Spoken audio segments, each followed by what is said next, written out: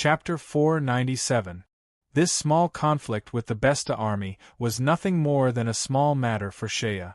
As for the reward and punishment of his subordinates, he had his own method. Those who violated military rules should be punished.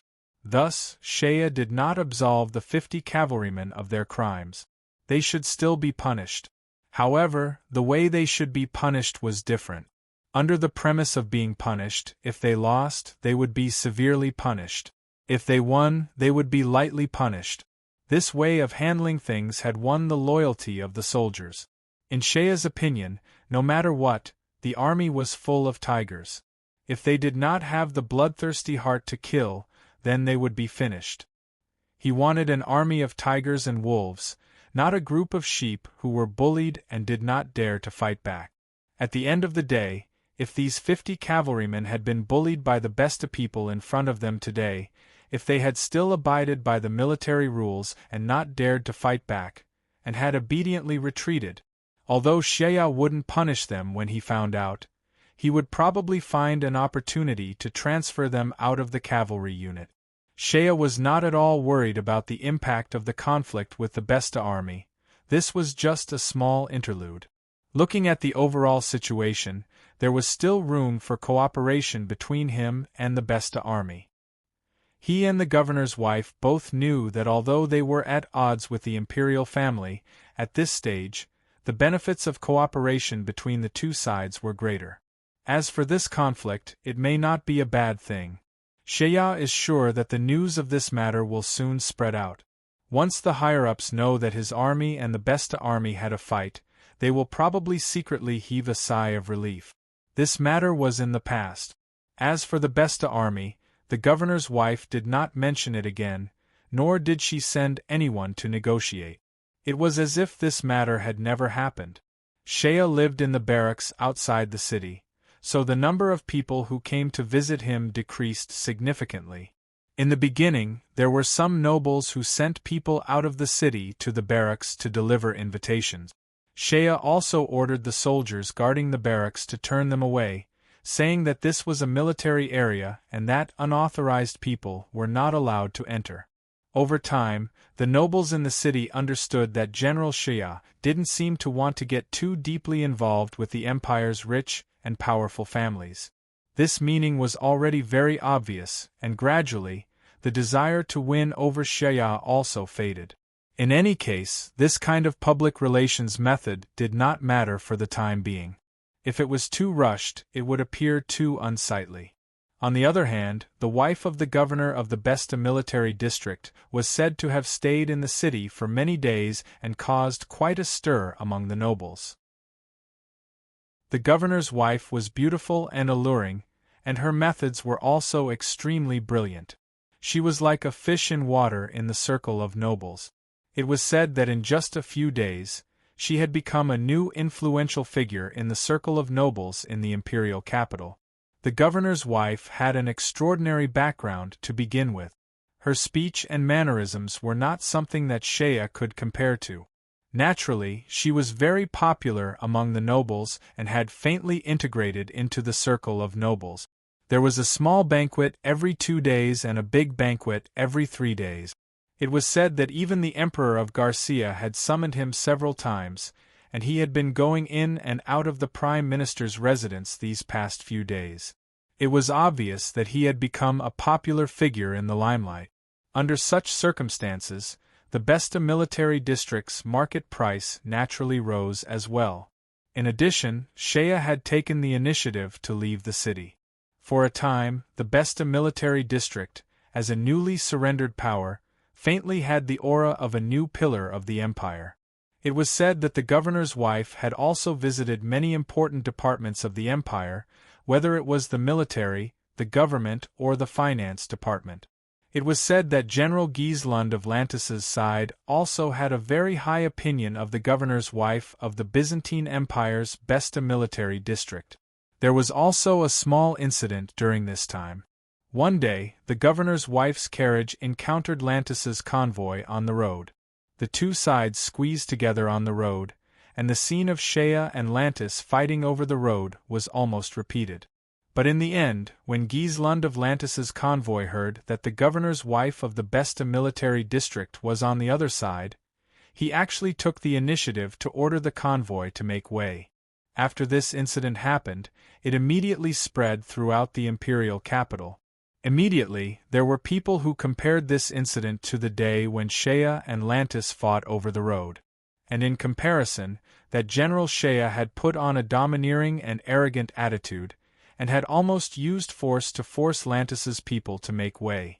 And this governor's wife of the Besta military district had subdued the enemy without a fight, and had made Lantis's people take the initiative to make way. Wasn't this obvious? Suddenly, everyone had a higher opinion of the Besta military district. In terms of public opinion, at least the Besta military district surpassed General Shea Thunder in terms of the treatment of the imperial family, the relationship between the nobles, and the attitude of Lantis people. They also occupied a piece of land in the northern part of the empire, and had a large territory and tens of thousands of soldiers. But it was clear that the Besta military district's limelight was much higher than that of Shea Thunder. Finally, after waiting for several days, news came from the imperial capital. The military had already issued a document ordering the Besta military district and the Northern War Zone's troops to return to their territories. Shea could finally bring his troops back to the north. But just one day before departure, Shea received a message from Adrik's messenger, inviting Shea to make a trip to the city. Shea didn't know what was going on, and hurriedly brought a few people with him to the imperial capital. When he arrived in the city, he didn't go to the military. Instead, he was brought to Adrik's residence by the messenger. Adrik originally had his own residence in the imperial capital, but it had already been destroyed in the war.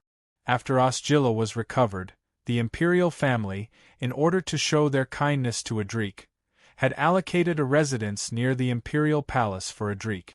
Adrik usually worked in the military and rarely returned to his residence. But today, for some reason, he returned to his residence to wait for Shea. Shea brought his men and hurriedly galloped to Adrik's residence. Just as he arrived at the entrance, he saw a person kneeling at the foot of the stairs. This person was kneeling in the middle of the road, only wearing a pair of pants. His upper body was bare, revealing a body full of strong muscles. His figure was tall and sturdy. Just from looking at his back, it was enough to make people gasp in admiration. What a majestic and powerful man! And this person kneeling at the entrance had his shoulders and arms wrapped in thick gauze. It was obvious that he was still injured. His large head was shaved bald, and his shiny head was covered in cold sweat. Shea dismounted and handed the reins to his men. When he strode to the entrance, he turned back to look at the person kneeling on the ground. This person's head was lowered, and his face couldn't be seen clearly. When Shea walked past him, this person remained motionless and didn't raise his head. Shea was curious. He didn't know who this person was, but he was kneeling at the entrance of Adrik's residence. He saw that the guards at the entrance of Adrik's residence were calm and didn't show any surprise. Shea suppressed the doubts in his heart and walked up. Adrik's guards naturally recognized Shea. They didn't need to announce anything and directly invited Shea in.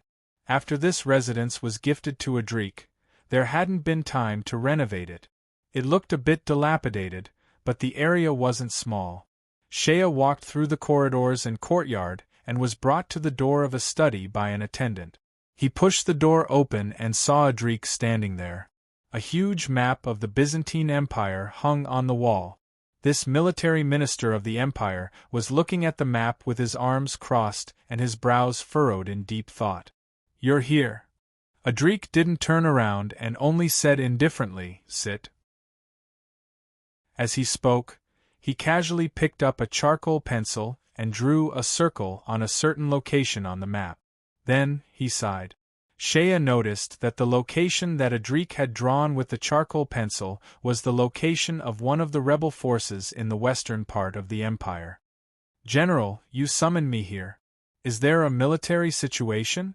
Shea asked with a serious face. There is something.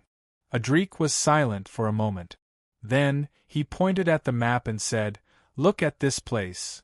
Shea nodded and looked at it for a moment before saying, "This military region is very far from the imperial capital." "General, do you want to—" "Don't think too much," Adrik smiled bitterly and said, "even if it is a counterattack, our army can't fly there.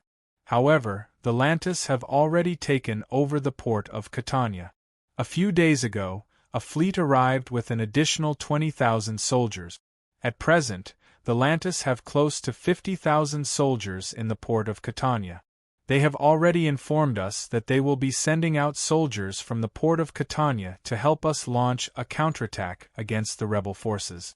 From what I can see, the Lantis will most likely attack this place first." Hearing that, Shea knitted his brows and a solemn look appeared on his face. Adrik turned to look at Shea and said, You have figured it out as well?" Shea said coolly, "The counterattack against the rebel forces should be led by our own army. After all, this is a civil war within our own country. The Lantis are both our allies and our guest army. Logically speaking, we should be the ones leading the attack while they support us. Now that they are taking the initiative to attack without waiting for us, they are taking the initiative. This is too much. Considering the current state of chaos within the rebel forces, taking down this military region is not an issue. The problem is, after taking down this place, who will take over this place? That is what I am worried about.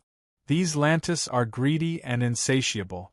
I fear that they will take over this place. Just like how they did with the rescue of Osgilla, they will not be willing to leave. When that happens, that will be the real problem." Pausing, Adrik frowned and said, "Even if they are willing to withdraw their soldiers in the end, after they have taken over this place, they will have enough time to plunder everything. When the time comes, what they will return to us will be a mess. We will be the ones to suffer." Shea pondered the issue for a moment. However, he was unable to come up with any ideas and his face turned somewhat grim. Adrik turned to look at Shea and sighed. "All right, our national power is inferior to theirs. At present, this loss is inevitable. Sigh, there is no other way. There is no need for you to worry about this. The reason I called you here today is not because of this." Hearing that, Shea felt slightly relieved. At the end of the day, he did not want to be involved in this matter. This was an unsolvable problem. The Empire's own military strength was insufficient to quell the rebellion. By inviting the ambitious Lantis to help, it was inevitable that they would suffer some losses. What he was most worried about was if Adrik were to ask him to send out his troops to quell the rebellion. At present, Chen Xiaolian's foundation was not stable and the territory he had taken over had yet to be stabilized. Additionally, his army had just gone through a war and needed to be reorganized. Besides, if he were to send out his army to quell the rebel forces, once the war began, he would be fighting for money and provisions. When the time comes, he would need to feed his men and feed his horses. Who would bear the cost? The Emperor would certainly not pay for him. When the time comes, he would have to fight the rebel forces to the death. The ones who would suffer losses would be his men. The territory that he had taken over would not belong to him, since Adrik had made it clear that he was not the one to send out his troops. Shea felt relieved. He smiled and said, "Then, I wonder why the general called me here." Wait a moment." Adrik sighed and shouted, "Men?" A soldier at the door quickly pushed open the door and entered. Adrik said coolly, "Bring him in." "Yes." The soldier went out. Moments later, he brought in a man. Shea took a look and saw that it was the half-naked majestic man who was kneeling on the road before he entered the gate. The man was brought in by two soldiers. After entering the room, he plopped down on his knees and said with a hoarse voice, "This sinner greets the general." As he spoke, he finally raised his head and looked at Adrik with a miserable expression. Shea was finally able to see the man's appearance. At first glance, he felt that the man was somewhat familiar. However, after looking at him a bit more, He was able to recognize him. Shea was unable to stop himself from blurting out, "It's you? Aren't you that fellow from the four prodigies of the royal city? Aha, you have shaved your head. I nearly couldn't recognize you. What's your name again? An Aigueur, right?" This man was an Aigueur, General Span's nephew and one of the four prodigies of the royal city, the giant man an Aigueur. An Aigueur also saw Shea. He naturally recognized this young hero of the empire who was currently in the limelight. At first glance, he saw that Shea was in his prime and was flushed with success. His name had shaken the continent. Looking at Shea, she couldn't help but feel desolate in her heart. When he first met Shea Thunder, he was just a little hunter on the wildfire plain.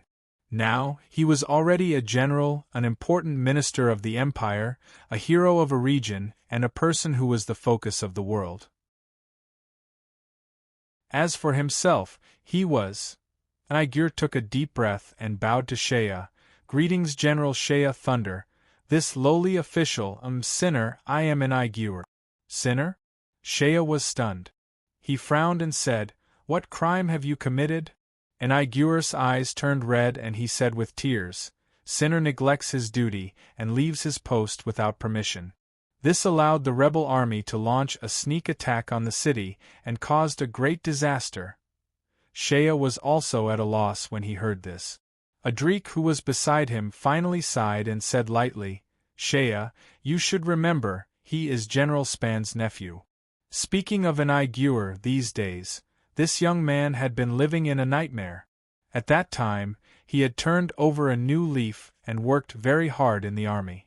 He had turned over a new leaf and was determined to inherit the glory of his family. He had made a name for himself in the army and was brave enough in battle. His performance in the army was also outstanding.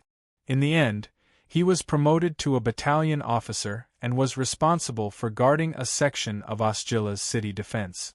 Originally, he should have had a bright future ahead of him.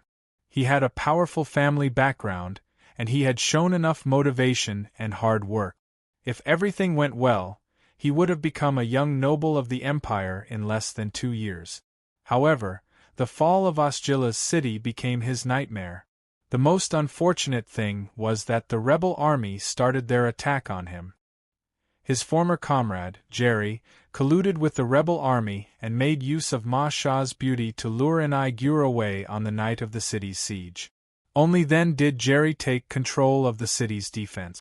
With the help of both the inside and outside, the rebel army broke through the city's defense. In the end, an Aigueur had abandoned the city's defense to go back to his lover. This was enough for him to be charged with the crime of leaving his post without permission. Moreover, he had blindly trusted the traitor Jerry. In the end, the rebel army broke through the city. His crime was not small. On the day of the siege, he was already seriously injured. Later, when they retreated, he was brought back to the imperial palace by the defending army. Later on, when Osgila recovered, his uncle, Span, died in the battle. This caused an Aigueur's tragedy. When the city was breached, as the officer in charge of the city's defense, he had committed a big mistake and should be punished. However, he was Span's nephew after all. Everyone knew that he was the successor of General Span's family. Span was also the leader of the city's defense army. He was someone the royal family had set up to be an equal to Adric in the military. If Span was alive, an Aigueur's life might be better. In the future, he might have a chance to make a comeback. However, the problem was that General Span had died in the battle. After Span's death, an Aigueur no longer had the protection of his uncle. In the officialdom, it was common for people to die, let alone people who died. Fortunately, Span used to have outstanding prestige in the city's defense army. Furthermore, Span himself had made great contributions in the battle to defend Osgila. In the end, after the decision was made, an Aigueur was spared from death. However, he was stripped of all his military positions and was directly demoted to a commoner.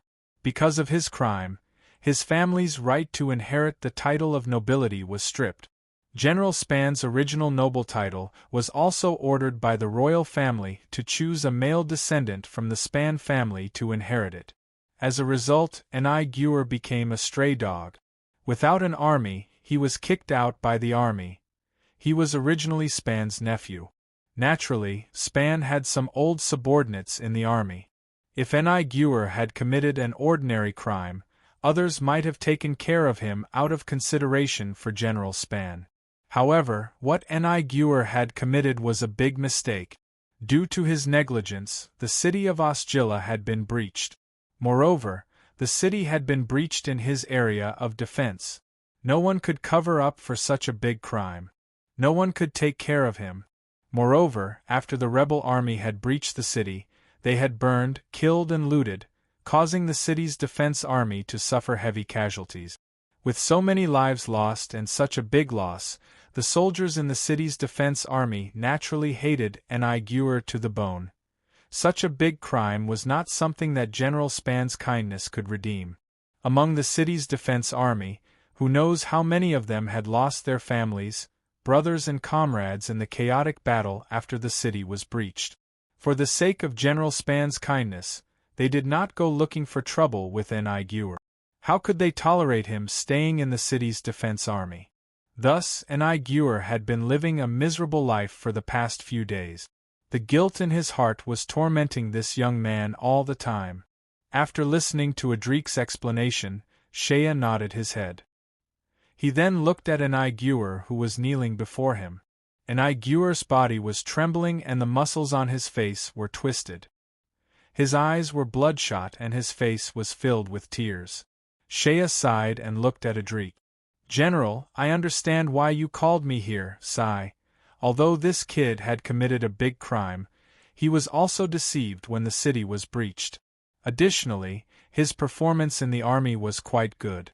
He could be considered a good talent. Unfortunately," Adrik slowly said, "at this moment, he has nothing left.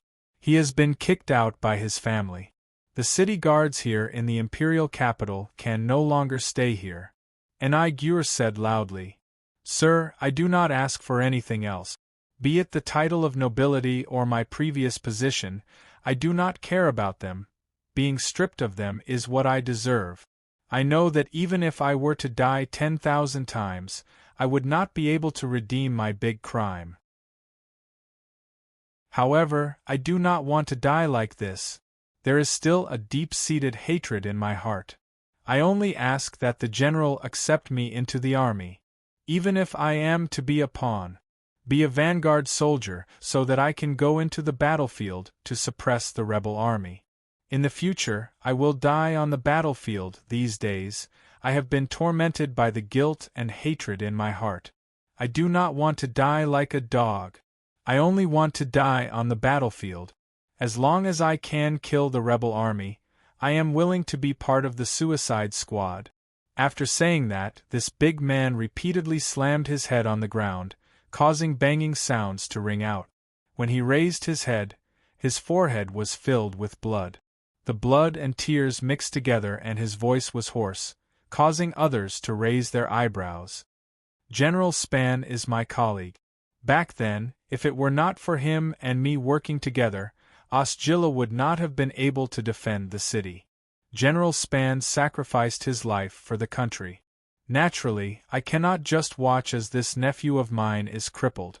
However, even though I am the Minister of Military Affairs, I cannot casually show favoritism. Additionally, if I were to force him into the army, I fear." Before Adrik could finish his words, Shea had already nodded his head. "All right, sir. I understand what you mean." Shea stood up and walked to stand before Enei. He looked into Enei's eyes and said, "Since you want to die on the battlefield, I will accept you. You can join my Northern Legion and start as a pawn in the front. Listen up, I will not give you preferential treatment just because you were introduced by General Adrik or because you are General Span's nephew.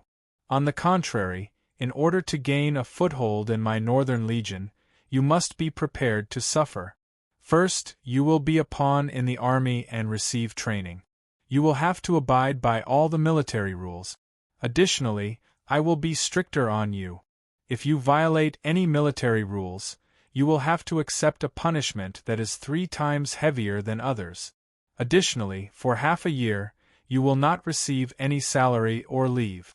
After half a year, if you are still alive, I will allow you to go into the battlefield and kill the enemy. Enigure's body trembled and he raised his head to look at Shea. His eyes shone with excitement. After kowtowing a few times, he was trembling so much that he could not utter a single word.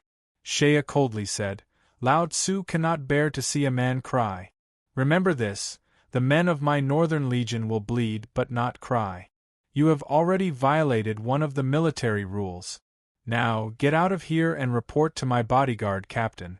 You will receive 10 lashes of the whip. If I see you cry again in the future, you will be kicked out of the military camp. Yes. Enigue immediately puffed up his chest and wiped away the tears and blood on his face. He then solemnly bowed and strode out of the door.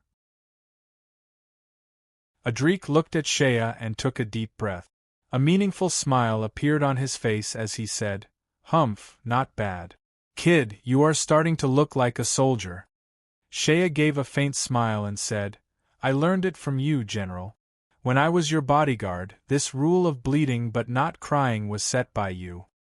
Adrik nodded and suddenly said, I can understand that you are strict with him and punish him 3 times more than others. But why did you make an appointment with him for half a year? Shea sighed and said with a bitter smile, When I look at this kid's eyes, I know that he has been tortured to the point that he wishes he was dead. His eyes are filled with the desire to die. If I let him go on like this, with his current mood, I am afraid that he will die of depression in less than a month. Since you have handed him over to me, I can't let him die like this. Making an appointment with him for half a year is to stimulate his will to live. In order to be able to go into battle after half a year, he will not seek death in this half a year. In half a year, the grief in his heart will slowly dissipate. After half a year, when he calms down and goes into battle to kill the enemy, I will not wrong him and will give him a way out. I will not disappoint you, General. Hearing that, Adrik nodded his head again and again. He looked at Shea for a long time before sighing again. You have really grown up. Pausing, Adrik looked at Shea with a complicated expression. After hesitating for a moment, he finally made up his mind and opened his mouth. The order for you to depart has been given. Within 3 days, you are ordered to lead your men north and return to your jurisdiction. Going north with you will be the Besta people. This time, the higher-ups want you two to leave at the same time. They also want you two to keep an eye on each other. Speaking of which, the higher-ups do not trust either of you. It is also the higher-ups' intention for you two to leave together. Shea laughed and said, Thank you, General. I have long since grown impatient with staying in the imperial capital. Shea walked out of Adrik's mansion. Just as he stepped out of the gate, he saw Eniguer kneeling on the ground with his hands raised high above his head. His back was exposed. The captain of his bodyguards was holding a whip and lashing Eniguer's back. Eniguer's back was covered with whip scars. His skin was torn and his flesh was bleeding. However, this man gritted his teeth and did not utter a sound. When Shea walked out, the captain of the bodyguards put down the whip in his hand and said coldly, The 10 lashes are over. You can get up. If you violate the military rules again, you will be severely punished. After saying that, the captain of the bodyguards nodded to Shea. Sir, following your orders, the 10 lashes are over. Shea looked at Eniguer coldly and said, Give him a horse and let him follow behind the troops out of the city. After saying that, he no longer looked at Eniguer. He mounted his horse and took the lead to leave. Eniguer took a horse from one of Shea's bodyguards. He endured the pain on his body and mounted the horse. He gritted his teeth and followed behind the troop. Shea galloped all the way. After passing 2 intersections, He quietly looked back and saw an Gyur riding his horse at the back of the troop. He did not fall behind. He secretly nodded in his heart. It was not that Shea was ruthless and was deliberately tormenting Nigel, but he actually understood Nigel's current mood. At this moment, if others were to treat him well, then the guilt in Nigel's heart would make him unable to extricate himself. But, if they were to treat him harshly, it would instead make him feel better. To be continued. If you want to know what will happen, please go to www.chidian.com. There are more chapters. Support the author. Support the original reading.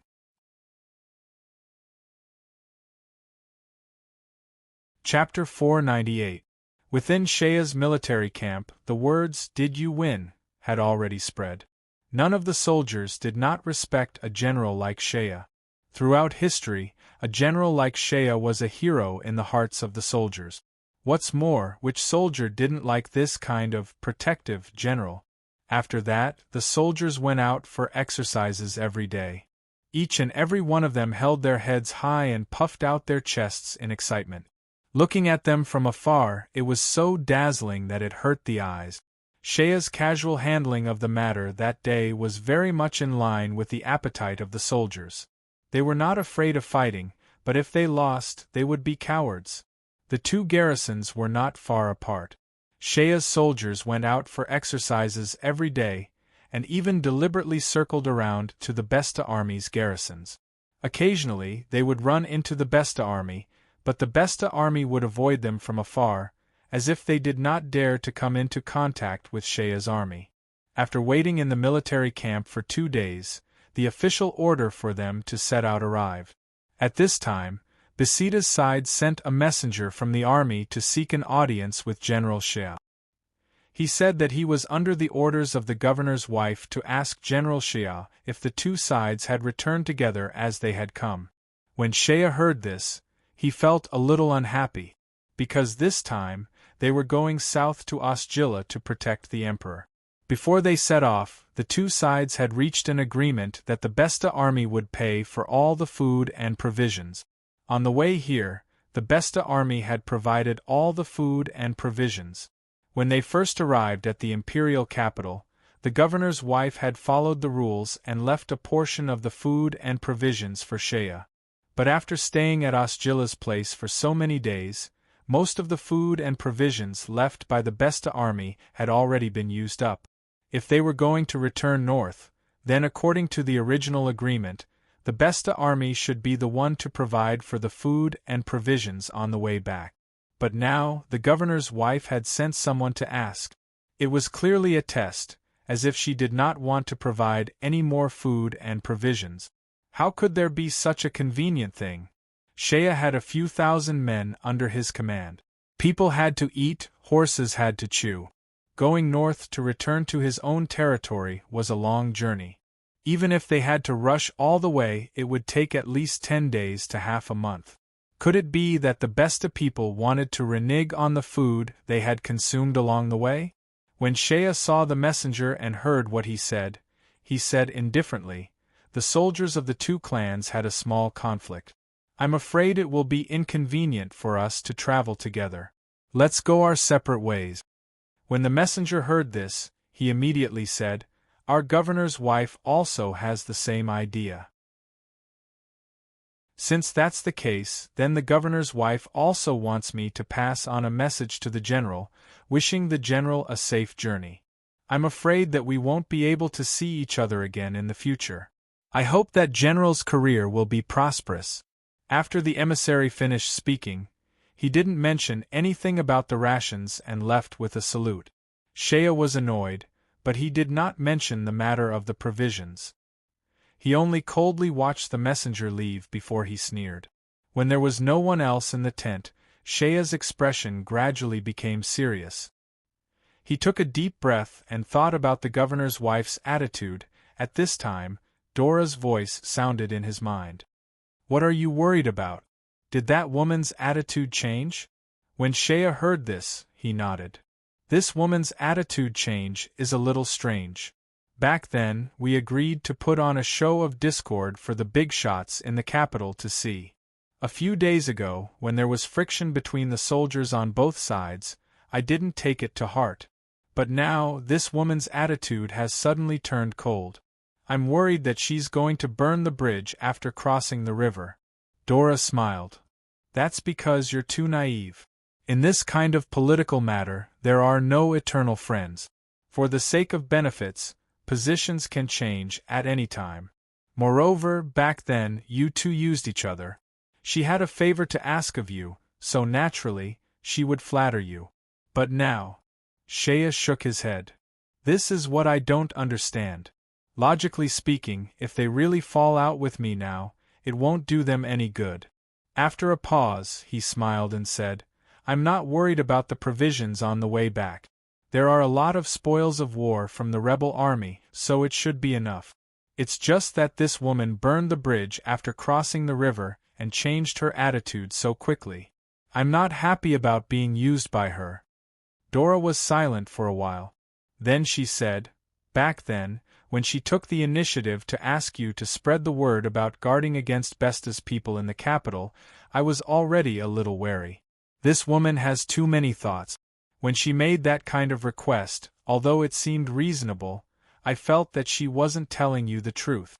I'm afraid that you've also been used by her. But what exactly she used you for, I can't guess at the moment. Shea thought for a while. Since he couldn't figure it out, he smiled. Who cares about her so much? If she wants to change, then let her change. Do you think I'm afraid of her? Humph. Even if she has other thoughts, she won't dare to openly fall out with me. Otherwise, on this journey north, I'll make sure that her thousands of soldiers won't be able to return. When Shea said these words, he was full of confidence. If the two sides really fell out with each other and fought, don't look at how the Besta army had 7,000 soldiers while Shea only had 3,000. But if they really fought, Shea was absolutely confident that his 3,000 soldiers would be able to wipe out the 7,000 Besta soldiers in less than 2 hours. The strength of Rodrier's soldiers was not just for show.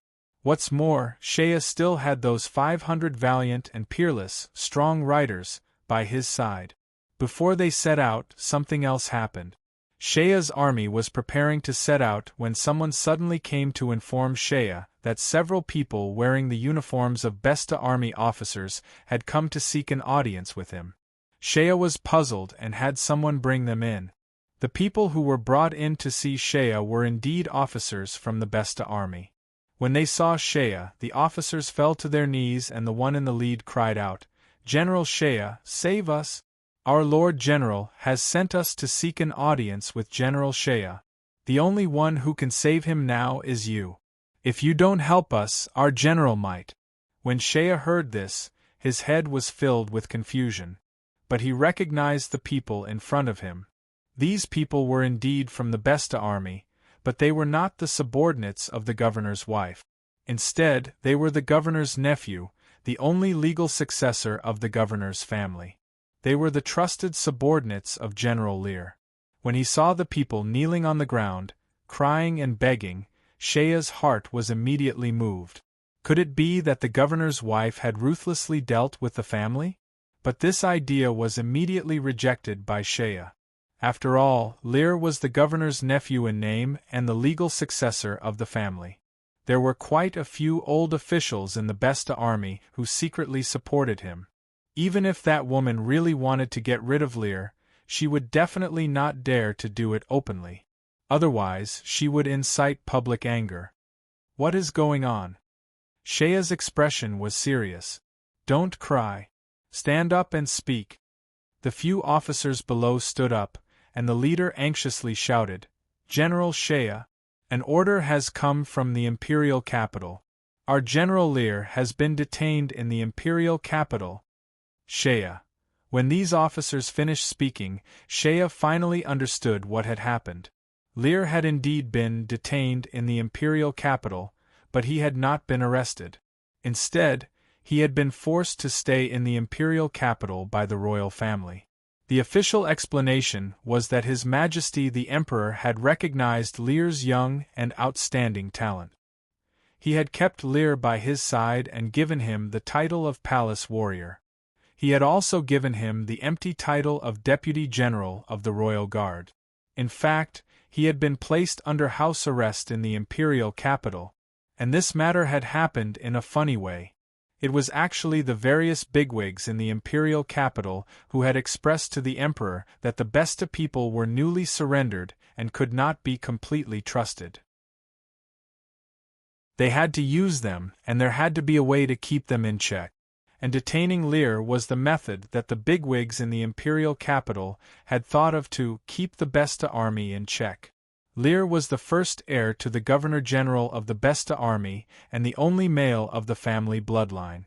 And in the days that the Governor-General's wife had entered the imperial capital, whether it was to meet the bigwigs or the emperor, she had always brought Lear with her.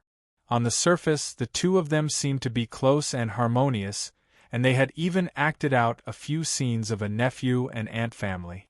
Outsiders did not know that within the Besta army, this pair of nephew and aunt had already reached the point where they could not tolerate each other. And in the end, His Majesty Garcia had accepted the opinion of the bigwigs in the imperial capital. If they wanted to keep the Besta people in check, then they would follow the rules and leave a hostage behind. In their view, Lear was the heir to the Besta army. Such a person was enough to be kept as a hostage in the imperial capital. For the safety of their heir, the Besta people would definitely not dare to act rashly in the future. They would definitely be obedient and loyal to the royal family and serve the royal family. In the end, the emperor had secretly expressed his intentions during a meeting, and the Governor-General's wife had readily agreed. She had taken the initiative to say that it was Lear's honor to be appreciated by the emperor, and that the Besta side was willing to let General Lear stay by the emperor's side to serve him. In the end, poor Lear had been left behind in the imperial capital by that woman. When the Governor-General's wife returned to camp, he had already been placed under house arrest in a house near the imperial palace. When our general entered the city with that woman ordered the general to throw us all in the military camp outside the city and not allow him to bring any attendants. The general had no choice but to enter the city with that woman alone. There was no one by the general's side, and he was forced to stay by that woman's side. He had no choice but to be manipulated by the other party and act with that woman. The people in the imperial capital did not see that the general was actually not on the same side as that woman. General Shea, our general has already been placed under house arrest in the imperial capital. It was only just now that we finally thought of a way to get someone to send out the news. He has already been placed under house arrest near the imperial palace. He is not allowed to meet anyone at all. That woman is trying to kill our general with a borrowed knife. She wants to kill our general in the imperial capital. General Shea, our general admires you the most. He always says that heroes like you are the ones he admires the most. Along the way, our general has also been extremely respectful to you. At this time, only you can save our general. Shea listened to the cries and pleas of these people in front of him, and he immediately understood. Damn it! Lao Tzu had indeed fallen into that woman's trap. Back then, when that woman had asked Lao Tzu to deliberately spread the words, "Besta people are not to be easily trusted," in the imperial capital, he was afraid that she had already planned to kill him with a borrowed knife. She had purposely caused the imperial family and the big shots in the imperial capital to have the idea that they did not trust the Besta people. Then, according to the rules, leaving a hostage behind was also a traditional practice. That woman had obviously planned this from the start. Although Shea was shocked and angry, he had to admit that this woman was indeed a good schemer. Humph! Didn't you all not trust me? Well then, I'll leave the family's only heir behind as a hostage. At least that's enough to express our loyalty, right? It was laughable that the imperial family thought that they had the Besta people under their control, but they did not know that they had actually gotten rid of the biggest threat for that woman. And Shea himself had also been used by that woman in this matter, becoming an accomplice. After all, the first person to spread the words, "Besta people are not to be easily trusted," was Shea. It was expected that Lear would be detained in the imperial capital as a hostage in the future. As for the governor's wife, after returning to the Besta military base, she would immediately be able to free up her hands and carry out an internal cleansing. Although there were some forces within the Besta military base that were dependent on Lear, Lear was in the imperial capital, and the forces under him were naturally like a group of dragons without a leader. How could they be a match for the intelligent and shrewd governor's wife? He was afraid that he would be wiped clean in a matter of seconds.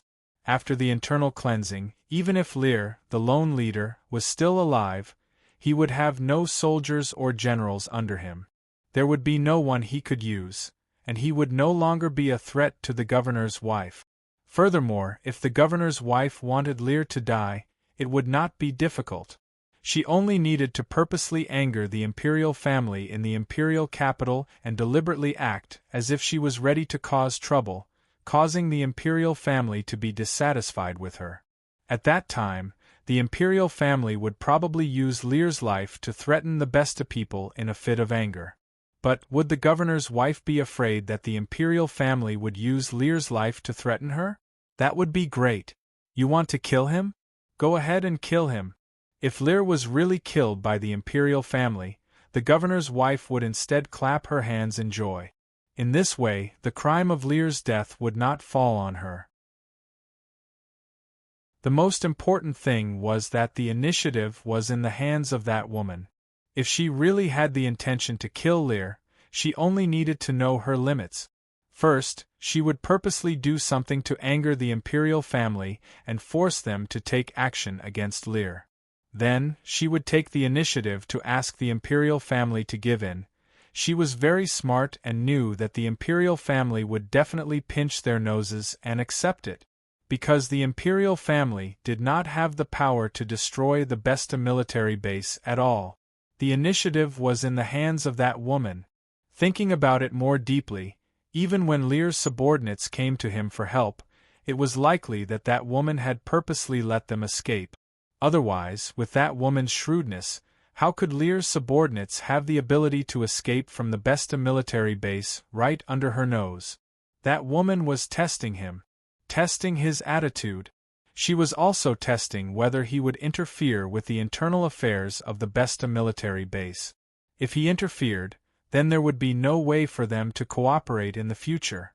If he didn't interfere, Shea had just thought of this when a guard outside the door reported loudly, "General, someone from the Besta military base has come.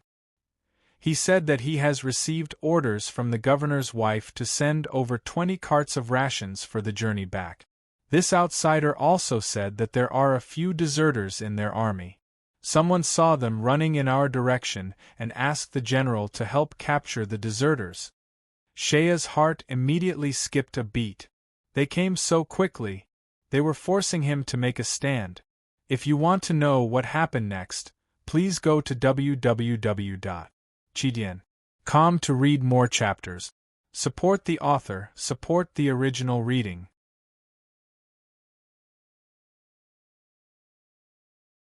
Chapter 499.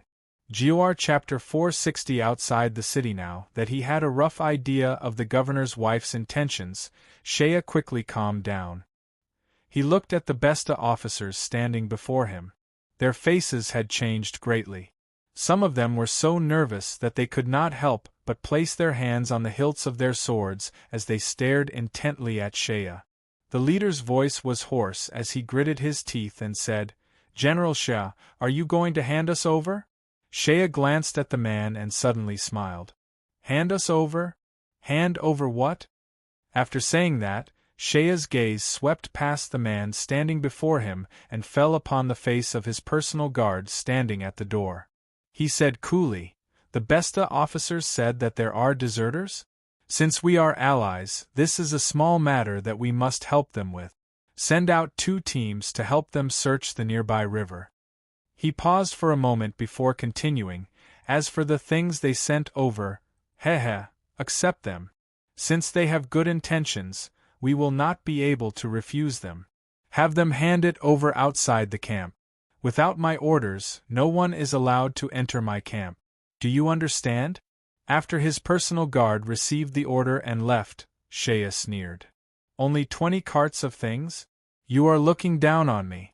Do you think Lao Tzu's army is made up of beggars? You think you can send Lao Tzu away with this little bit of things?" After saying that, he glanced at the trembling Besta officers before him.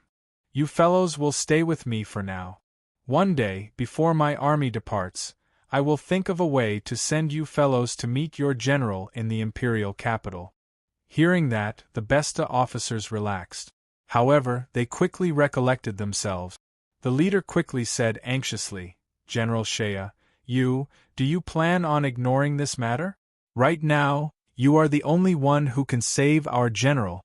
Shea smiled. There was an amiable look on his face. However, the words that came out of his mouth were cold. "Save? How do you want me to save him? Do you want me to send my troops to attack the imperial capital and rescue your general?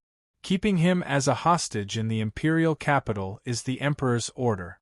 The emperor's order is hard to change. Even if you want the higher-ups to change their mind, it is not something that can be done with just a few words. Time is needed to slowly smooth things over. Only then can we move the emperor. You fellows are dismissed." After hearing those words, the faces of the Besta officers turned ashen. The leader wanted to say something, but Shea's expression was cold. The officer took a deep breath and led his men to leave. Shea frowned and muttered to himself, "Funny, such an important matter, who do you think I am? If they want to save Lear, they'll have to put in a lot of effort. Just based on a few words of pleading, they want me to help. Although I find Lear pleasing to the eye, I don't have much of a friendship with him. If they don't give me any benefits and want me to help, do these Besta people think I'm a fool?" Although that was what he said, this time, the governor's wife was indeed ruthless. She used such a scheme to trap Lear in the imperial capital. Once she returned to the Besta military district, she would naturally use thunderous methods to clean up the internal affairs and easily uproot Lear's power. When that time came, Lear would really be crippled. Although he had an alliance with the governor's wife, that woman was too shrewd. If he did not guard against her, Shea would feel uneasy. He could not just watch Lear sit and wait for death. Keeping Lear alive and causing trouble for that woman was also a good thing. Thinking of this, Shea sat down for a while, took out a pen and paper, and started writing a letter. This letter was addressed to General Adrik. It described the internal situation of the Besta officers, the division of power, and so on. As long as Adrik read it, he would naturally understand that the big shots in the imperial capital had been tricked by the governor's wife. Not only did they not balance out the Besta officers' power, but they also helped the governor's wife clean up the internal problems. But halfway through the letter, Shea suddenly had an idea. He tore the letter into pieces and threw it into the burning brazier at the side to burn it to ashes. He took out another piece of paper and wrote another letter. But this time, it was not addressed to Adrik, but to the Prime Minister of the Empire, Salim Benili. The content of the letter was not much different from the previous one, but there were a few more lines at the end. It said that General Lear was a good friend of his and would stay in the imperial capital. He asked the Prime Minister to take care of him, and so on. After Shea finished writing, a trace of a smile appeared in his eyes. He summoned a personal guard, folded the letter, and sealed it before handing it to the guard. "Take this letter into the city. After our army departs, wait for 2 days and deliver this letter to the Prime Minister's residence. Remember, you must wait for 2 days before delivering it." His personal guard received the order and left. Only then did Shea smile and lean back on the chair to stretch his body. After Shea made the arrangements, the army's preparations continued in an orderly manner. A day later, everything was ready and the army finally set off for the north. This time, Shea contacted the Besta people and the two armies traveled together. However, it was different from when the two armies traveled together. When they returned, it was the Besta people who took the lead. Shea's army was several li behind the Besta people's army, following them at a leisurely pace. Moreover, when they first came down to the south, the army traveled quickly with light cavalry. However, when they returned, the army had a lot of supplies. A large amount of spoils of war, supplies, and provisions were enough to fill more than 100 large carts. In addition, there were hundreds of women in the army. These young women were all maids and servants given to Shea by the rich and powerful in the imperial capital. These girls naturally could not travel on horseback, so they could only be transported by horse carriages. As a result, the speed of the army's march was greatly reduced. Before Shea set off, he had sent a group of cavalry to the old residence of the Tulip family on the outskirts of the imperial capital to pick them up. Since he had agreed to bring Cavishir's disciple north, Shea naturally would not go back on his word. Moreover, he was very curious about the abilities of Cavishir's female disciple. However, he did not dare to personally go and pick them up, in case he saw Vaya and started fighting again. Fortunately, the cavalry that went to pick them up returned smoothly. They only picked up the girl called Sophie and Junker, as well as several servants. Vaya was not among them. According to Sophie, Vaya had left alone a day ago, and no one knew where he went. Thinking of the harsh words Vaya had said to him, Shea felt his scalp go numb. That woman might be secretly watching him and following him, ready to assassinate him at any time. The army smoothly set off for the north, and the morale was high. This trip to the south could be said to be a fruitful one. The commander-in-chief had been promoted to a duke, and the army had obtained a large amount of spoils of war. There were also many cute and pretty young girls. It was said that after returning to Denzel City, Sir Shea would give the order to betroth all these girls to the young unmarried soldiers in the army. As a result, how could the army's morale not be high? Originally, there were 3,000 cavalry soldiers. However, there were more than 100 large carriages in the army. There were also several hundred carriages for the girls, making the army much larger. Naturally, there were scouts patrolling the front, back, left, and right of the army. The entire army maintained a distance of 5 li behind the Besta army as they slowly advanced. When the army left the Ostjila administrative district and entered the military districts of Armenia, the entire army was on high alert. Armenia was the territory of the rebel army's leader, Hughes. Walking in their territory, it was only natural that they had to be on high alert. However, Shea was very relaxed in his heart. At this time, the rebel army had suffered a great defeat. In the imperial capital, Adrik was gathering the army to prepare for a large-scale counterattack. Hughes was not a fool. Naturally, he would need to accumulate his strength to prepare for Adrik's counterattack. He would not rashly come out to fight with Xian, as Xian had made it clear that he was heading north to return to Moor County. For the time being, he had no conflict with the rebel army. Hughes was also not a fool. At this time, he would not come out to fight with Xian for no reason and damage his own strength for no reason. As expected, after the army entered the military districts of Armenia, the scouts reported that there were small groups of Armenian light cavalry soldiers roaming around the area. They maintained a distance to monitor Xian's army. However, they did not come forward to harass Xian's army. The other party's meaning was clear: just watch Shea's army pass through safely. Even when the army passed by some villages and towns, they stopped to rest and replenish their water supply. The Armenian army did not come forward to interfere. On this day, the army walked along the main road and arrived at the capital city of the military districts of Armenia, Marika City. This was not the first time Shea had come to Marika City. The gates of this important city of the military districts of Armenia had long been closed. The army on top of the city was on standby as they looked at the army passing through the city.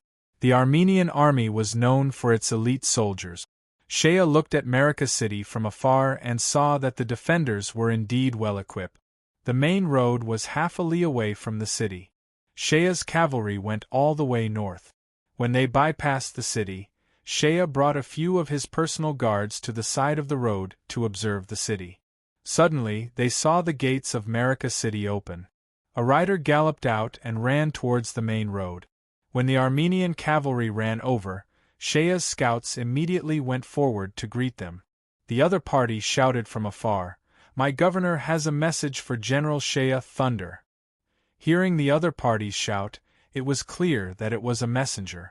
However, Shea's scouts did not relax. Two of them rode up, one on the left and one on the right of the Armenian cavalry. They closely monitored the other party's every move and brought the cavalry in front of Shea. The cavalry was also nervous. He came in front of Shea and saluted Shea. He said loudly, "Our governor invites General Shea Thunder to the city for a meeting." Shea was a little curious. He looked at the other party and pondered for a moment. Then he smiled and said, "Hughes wants to see me? Let's go and see what he has to say." As he said that, he raised his hand. 50 of his personal guards followed Shea to the city. When the 50 cavalrymen arrived at the city gates, they were already within the range of the city guards' arrows. They stopped a few steps away from the city walls. At this time, 2 groups of Armenian cavalry slowly came out of the city gate. In the middle of them was a tall black horse. Riding on the horse was a middle-aged man in a bright robe. It was Hughes.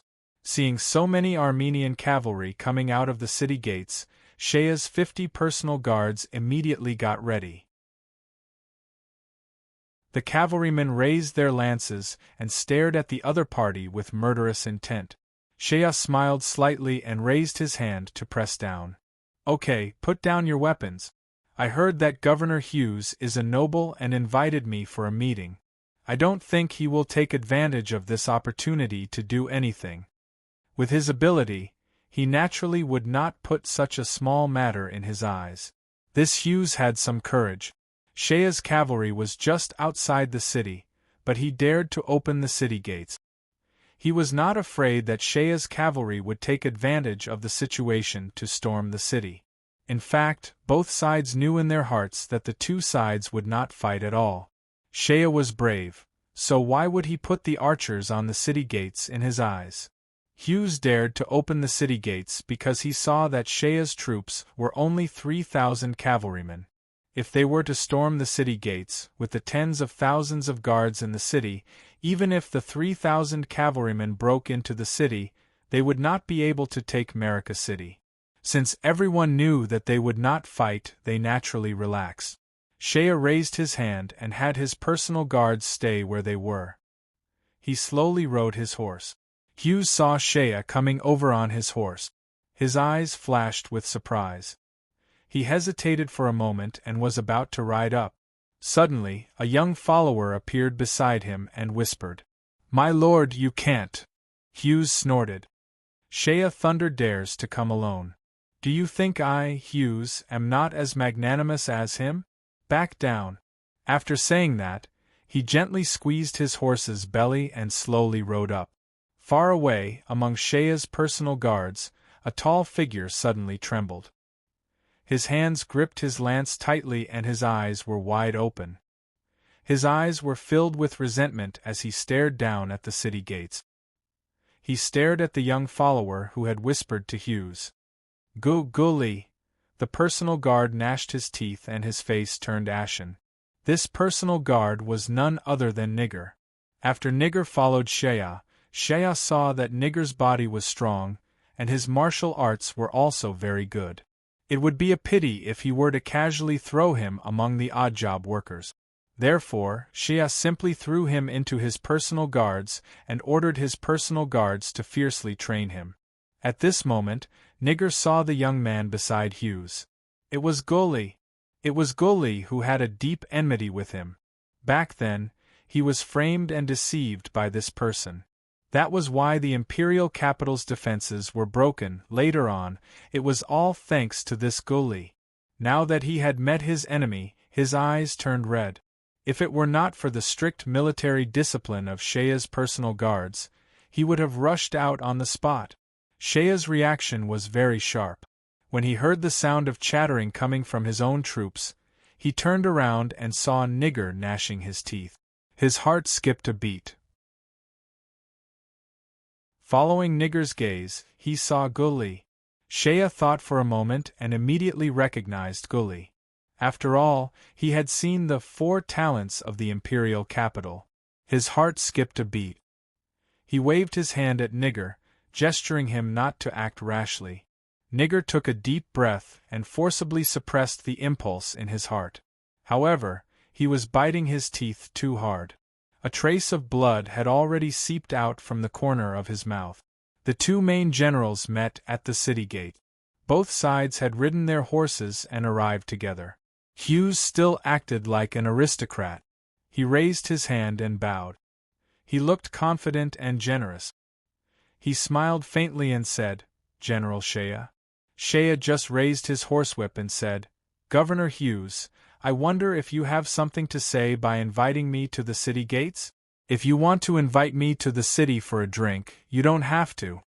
Hughes smiled faintly. He looked very calm and said, "Enter the city for a drink? I'm afraid that even if I invite you, General Shea won't be free at the moment. Speaking of which, there's nothing else. It's just that General Shea's name is known all over the world. You have the merit of annihilating the Scarlet Snow Army.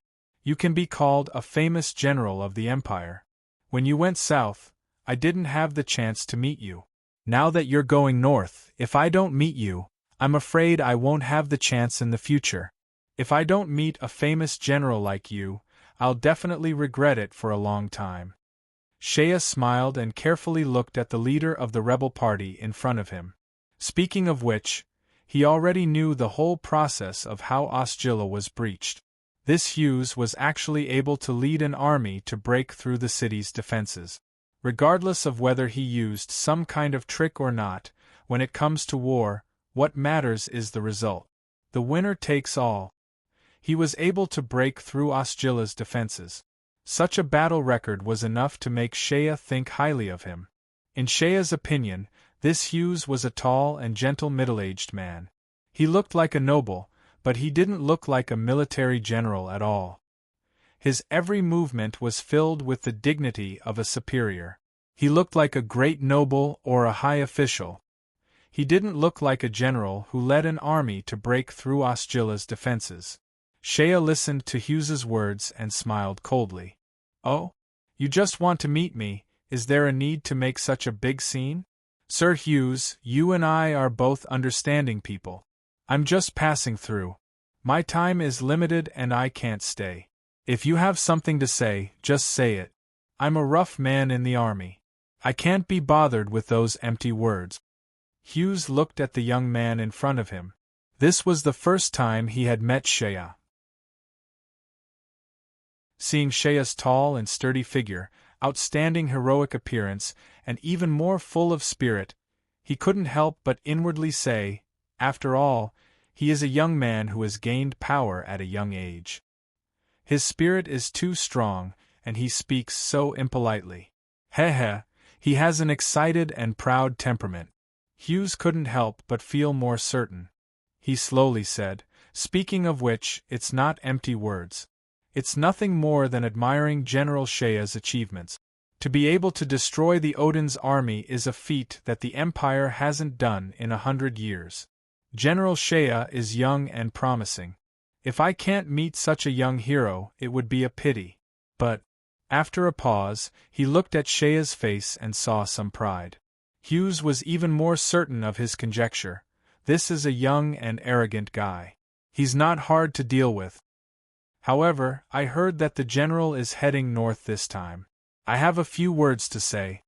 To be continued. If you want to know what will happen next, please go to www.chidian.com. There are more chapters. Support the author, support the original reading.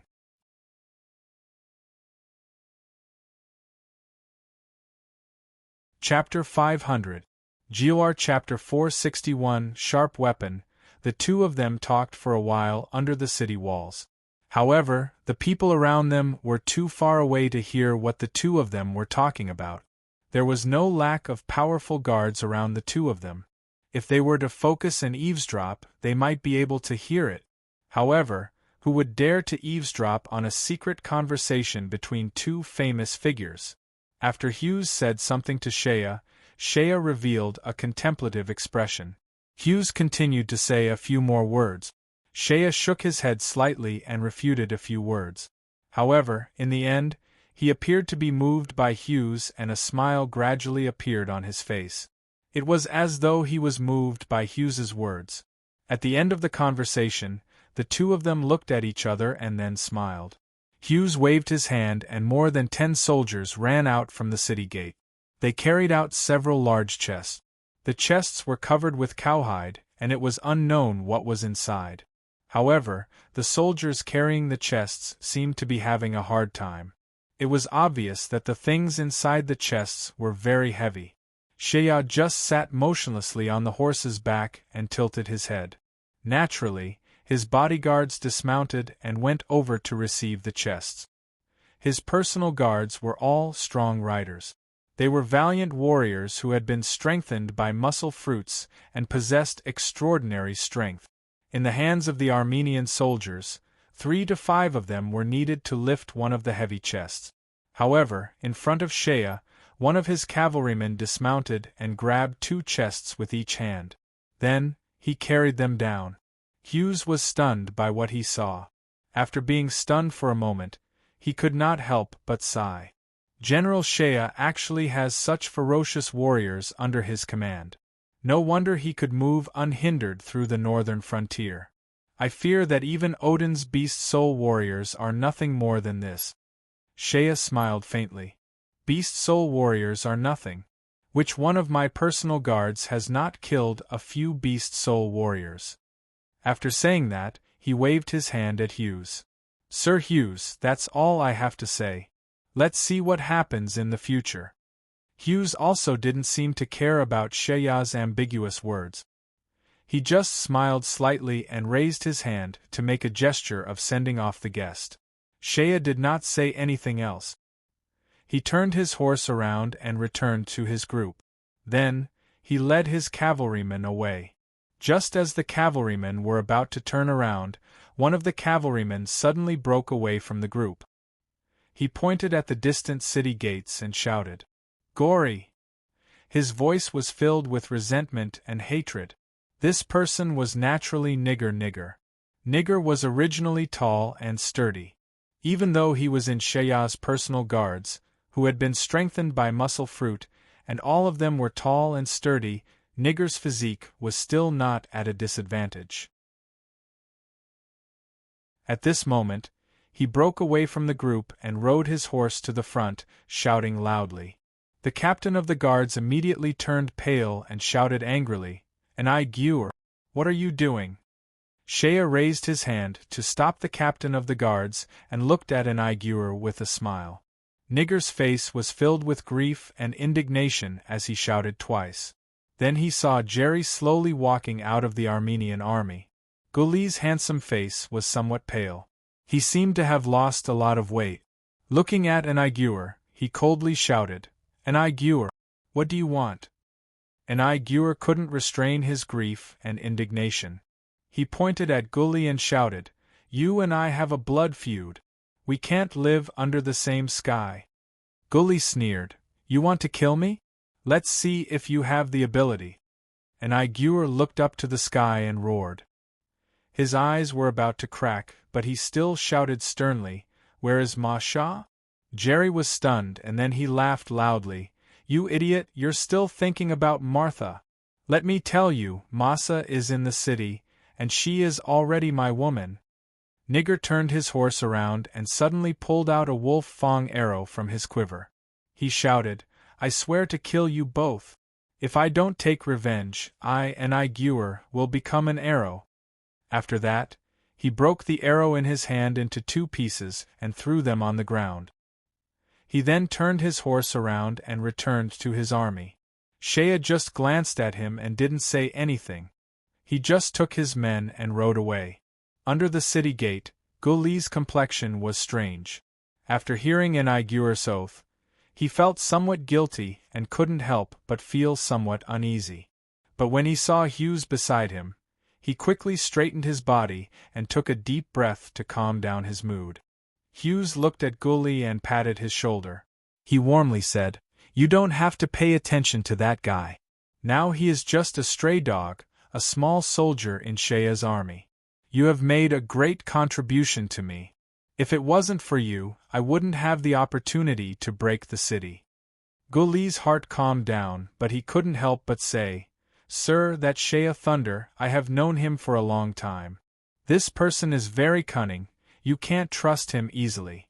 Hughes looked at Guli, making Guli feel a little guilty. Hughes then said indifferently, "I naturally know what I'm doing. As for this Shea Thunder, I have the intention to cooperate with him. As for whether he agrees on the surface but secretly opposes me or later on, it doesn't matter."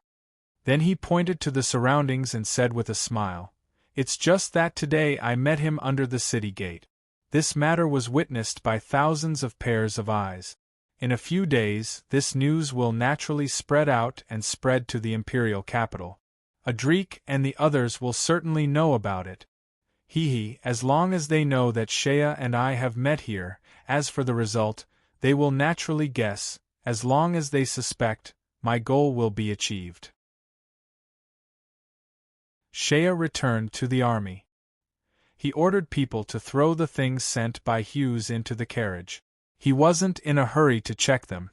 The army continued to move forward. But someone came to see Shea. It was that General Junker. Junker was wearing a plain robe and did not wear any armor. He was dressed like a warrior. When he saw Shea, he told him that Sophie had something to discuss with Shea. Shea was curious and urged his horse to go to the army. As Cavishir's disciple, Sophie was naturally treated well in Shea's army. She rode in a large carriage. The carriage was brought by her family. It was the same carriage that she and Shea rode together. Of course, the coachman was not Duke Rhodey. Shea came to the side of the carriage and saw the window of the carriage open. A delicate face poked out from the window and looked at Shea with a smile. "General, why are you looking for me?" Shea looked into the other party's eyes. "I heard that General had just met with Hughes." Sophie's voice was calm. "Yes." Shea's heart skipped a beat. "I need you to help me analyze this matter." Hughes's intention. Sophie looked at Shea and lightly said, "General, you already have a plan in mind. Why are you testing a little girl like me?" Shea smiled and did not feel awkward. He directly said, "Hughes wants to bribe me to help him restrain the Besta people." Sophie listened and nodded. "General Adrik is organizing his army. He will counterattack in a few days. The military districts of Armenia are the closest to the imperial capital. Naturally, they will be the first target. The Besta military districts of Armenia are right behind them. The Besta people had surrendered to the empire. Hughes was worried that when Adrik's army attacked, the Besta people would attack from behind. Although the military districts of Armenia are strong, if they were to fight on 2 fronts, it would be dangerous. Hughes is worried that the Besta people would harass them from behind. It is not strange that he wants to cooperate with you. If you can help restrain the Besta people, it will naturally be beneficial to Hughes." Shea laughed. "The Besta people have surrendered to the empire. Am I a rebel? I am also the northern garrison general of the empire, a duke of the empire. Why would I cooperate with a rebel like Hughes? This Hughes has made the wrong decision." Sophie smiled faintly and looked at Shea. "General, are you really of the same mind as the empire?" Shea was stunned and did not say anything. Sophie sighed. Sigh. "Unfortunately, Emperor Garcia is so foolish. If he had let go of the grudge in his heart and sincerely treated you well, things would not have turned out this way. Although the royal family has conferred you the title of General of the Northern Garrison, the conferment of the title has been made into an issue. When this news got out, anyone with a bit of intelligence would have understood that the royal family is actually wary of you, General. You and the royal family are definitely not of one mind. A smart man like Hughes would naturally be able to tell and of course feel that there is something fishy going on. A fly would not bite a seamless egg. If the imperial family and Shea were really of the same mind, then there would be nothing to say. But looking at the current situation, anyone with a little bit of intelligence would naturally be able to analyze the details and see that there was a big gap in Shea's egg that could be exploited. To be honest, if it were not for the existence of someone like Adric, Shea might have really cooperated with Hughes because of his friendship with Adric. After all, he was not a real Byzantium citizen. He had no loyalty to any country's emperor. Not to mention the fact that the current emperor was always scheming against him. Shea smiled and said, "No matter what, Hughes's attempt to rope me in has failed. I will gladly accept the things he gave me. But if he wants me to help, there is no way." Sophie frowned. "It is not really a failure," she sighed. "The news of the meeting between you and Hughes has spread to the imperial capital. If someone deliberately spreads it out, they think that you are really colluding with Hughes in private. When you attack the military districts of Armenia in the future, you will naturally have more concerns." Shea smiled and looked at the girl in front of him. He could not help but think in his heart, this girl is really something. Sophie raised her head and looked at Shea. "I am afraid that the general is also aware of this point in his heart? Otherwise, he wouldn't have so easily agreed to meet Hughes at the city gates. The general isn't a reckless person." Shea looked at the girl in front of him seriously and nodded. "Yes, even if the news of my meeting with Hughes in private reaches the imperial capital, the emperor and the prime minister will suspect me. However, General Adric will never suspect me. My relationship with General Adric will not be suspected by such a small matter. The general believes in my character. He will not think that I am colluding with Hughes." Sophie frowned. "Then, the general is still doing this. Doesn't that mean?" As she said that, she looked at Shea. The expression on her face seemed to say, "Aren't you just looking for trouble?" Shea laughed. "In any case, even if I do nothing, the emperor and the prime minister will not see eye to eye with me. The news of my meeting with Hughes will make the rabbit emperor even more upset. Lao Tzu will also be very happy. Ha ha ha ha. Besides, Hughes also gave him some things. Only a fool would refuse to take the benefits for free." Sophie could not help but let out a wry smile. This General Shea has the temperament of a child, deliberately meeting with Hughes in private just to make the emperor even more upset. That evening, the army stopped in front of a village. Along the way, Shea's army was monitored by a small group of Armenian cavalry soldiers. Before Shea's army arrived at the village, the Armenian soldiers had already driven away all the people in the village, allowing Shea's army to station in the village. The two sides managed to create a sense of peace and harmony. The army rested in the village for the night to replenish their water supply and train their horses. At night, Shea had his men move the boxes that Hughes had given him over and open them one by one. The items in the dozen or so boxes that Hughes had gifted him were indeed quite extravagant. There were 4 pieces of high-quality armor. All of them were of high quality produced in Armenia. The quality was also of high-quality steel. The style of the armor was made to look like the hill armor used by the empire's high-ranking generals. Armenia was rich in iron ore and was famous for its high-quality weapons and armor. These 4 sets of armor were indeed of the highest quality. They were of high quality and were clearly the work of skilled craftsmen. If these 4 sets of high-quality hill armor were to be sold, they would be worth no less than 20,000 to 30,000 gold coins. In the other boxes there were pieces of iron that were neatly arranged. In the beginning, Shea was somewhat puzzled. However, when the military officer beside him took a look, he recognized them. "General, these are high-quality iron souls produced in Armenia." Iron souls? Shea was taken aback. He had never heard of this before. The military officer explained, "Armenia is rich in high-quality iron ore. Their armors are the best in the continent. Their smelting technology is also the best. This iron souls is a rare good item. Although the weapons used by the ordinary soldiers in our army are also made of fine iron, the Armenians have a unique smelting technique that can turn the fine iron into an iron soul. However, the cost is huge. Legend has it that 10 gene of good iron can only produce 2 to 3 gene of iron souls. After removing the impurities, iron souls are of the purest quality. If it is made into a weapon, it will be a top-class weapon." As the military officer spoke, he glanced at Shea. "Sir, I like to collect these weapons. I have a weapon made of iron souls produced in Armenia. You will know once you try it." As he spoke, the military officer pulled out a dagger from his boot and presented it to Shea with both hands. Shea took the dagger.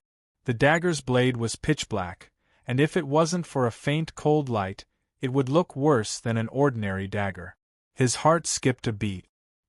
He casually pulled out a sword from the waist of the guard beside him. With the dagger in his left hand and the sword in his right, he slashed down with both hands. "Kung!" A crisp sound was heard. He looked up and saw that the dagger was intact. However, there was a fingernail-sized gap on the blade of the sword. When Shea saw it, his expression changed slightly. One must know that the guards beside him were the most elite of the Northern Army, the strong cavalry. Such a top-notch elite troop was equipped with the best weapons in the army. The sword in his hand was also made of high-quality iron ore. It could be said that it was better than the weapons used by the Central Army. However, this dagger actually made a gap in it. If the enemy used this kind of weapon on the battlefield, wouldn't his army be at a great disadvantage? If the enemy were to use sharp weapons like daggers on the battlefield, the soldiers under his command would only be able to slash a few times before their swords and sabers were broken. That would be a great loss. When the military officer saw Shea's expression, he understood his general's concern. He slowly said, "My lord, although the weapons made from iron are sharp, the cost is too high. 10 gene of good quality iron can only be made into 1 or 2 gene of iron. Moreover, the forging process also consumes a lot of fire, so it is very difficult to forge a weapon. Although the military districts of Armenia are known for their elite equipment, it is impossible for the entire army to be equipped with this kind of weapon made from iron. I heard that in the Armenian army, only the officers of the rank of team leader and above are qualified to wear this kind of weapon. Ordinary soldiers are not qualified to wear this kind of weapon. Only the officers of the rank of team leader and above are equipped with this kind of weapon?" When Shea heard this, he frowned. The Byzantine army's system consisted of 50 soldiers. That is to say, in the Armenian army, only 1 out of every 50 soldiers is equipped with this kind of weapon. You are saying that the Armenian army does not equip any of their troops with this kind of weapon? Shea looked at the military officer. The military officer pondered for a moment and said, "My lord, before I served in the Central Army, I worked in the military department of the imperial capital for 2 years. At that time, the military was still under the control of the rebels, and there were many Armenian officers serving in the military. I have also been to the Armenian army, and I heard that this kind of weapon is indeed rare in the Armenian army. No one is equipped with this kind of weapon. Rumor had it that a weapon made from iron soul would cost tens of gold coins in total, including the cost of production and labor. For the Armenian army, dozens of gold coins can recruit a lot of soldiers. Why would they spend it on a weapon?"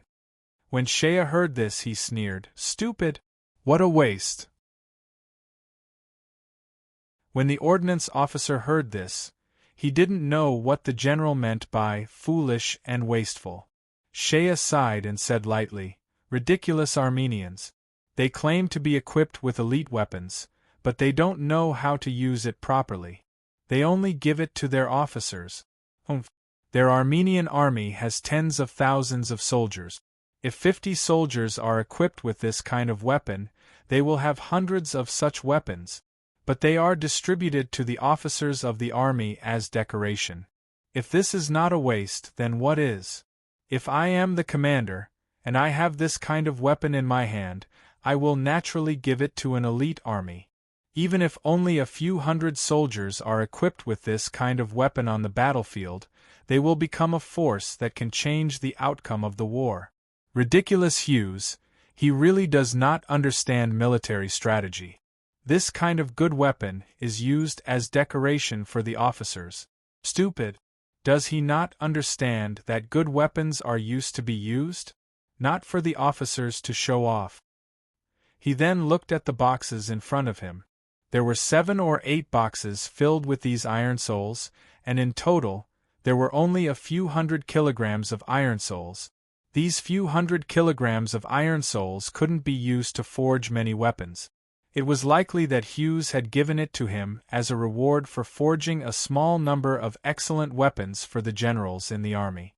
He did not know that with Shea's character, if he did not give it to the soldiers and instead gave it to the officers as decoration, it would be a shameful waste. Unfortunately, these few hundred genes of iron soles cannot be used to make many weapons. Sigh, if only I can get more. When the military officer heard Shea's sigh, his face suddenly changed and said, "Sir, perhaps there is a way. Speaking of making weapons, this subordinate is good at it. If you want to make an elite weapon, you do not need to use this kind of high-quality material. For example, the spears used in the army can be made of ordinary materials, and the tip of the spear can be made of fine iron. If you want to make a sword or saber, you only need to refine fine iron on the edge of the blade to make a good saber. Although it is not as good as a real weapon made of good materials, it is not much different in terms of actual combat." Hearing that, Shea's face lit up with joy. "You mean these few hundred genes of iron soles?" the military officer quickly calculated in his mind. "If you want to make a saber for cavalry, you only need to refine a small amount of iron soles on the edge of the saber. When used, the sharpness of the saber will not be inferior to a real weapon made of pure iron soles. If we calculate it this way, we won't even be able to use half a kilogram of iron sole to refine a saber's blade. The several hundred kilograms of iron sole here are more than enough to forge several hundred first-class sabers." Hearing that, Shea felt great and made a decision. "Take these boxes with you. When we return to Denzel City, I will leave this matter to you. If you can make a few hundred good quality sabers, I will promote you to Commissioner of the Military Weapons Department." With this unexpected harvest, Shea was very happy in his heart. He had 500 strong cavalry under his command. In terms of combat power, they could be said to be invincible. If he could have such good equipment, he would be like a tiger that had grown wings. His combat power would increase by 30%. He was in a great mood. After the military officer left, Shea walked out of the room with his hands behind his back.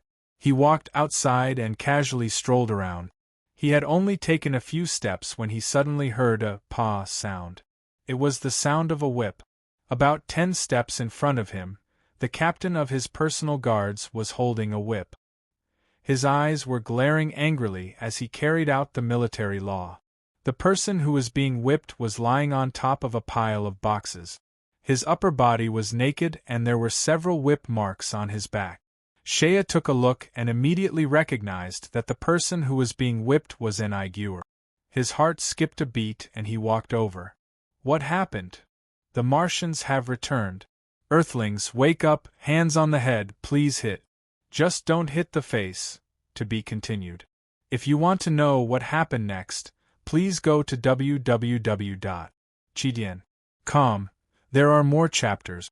Support the author. Support the original reading.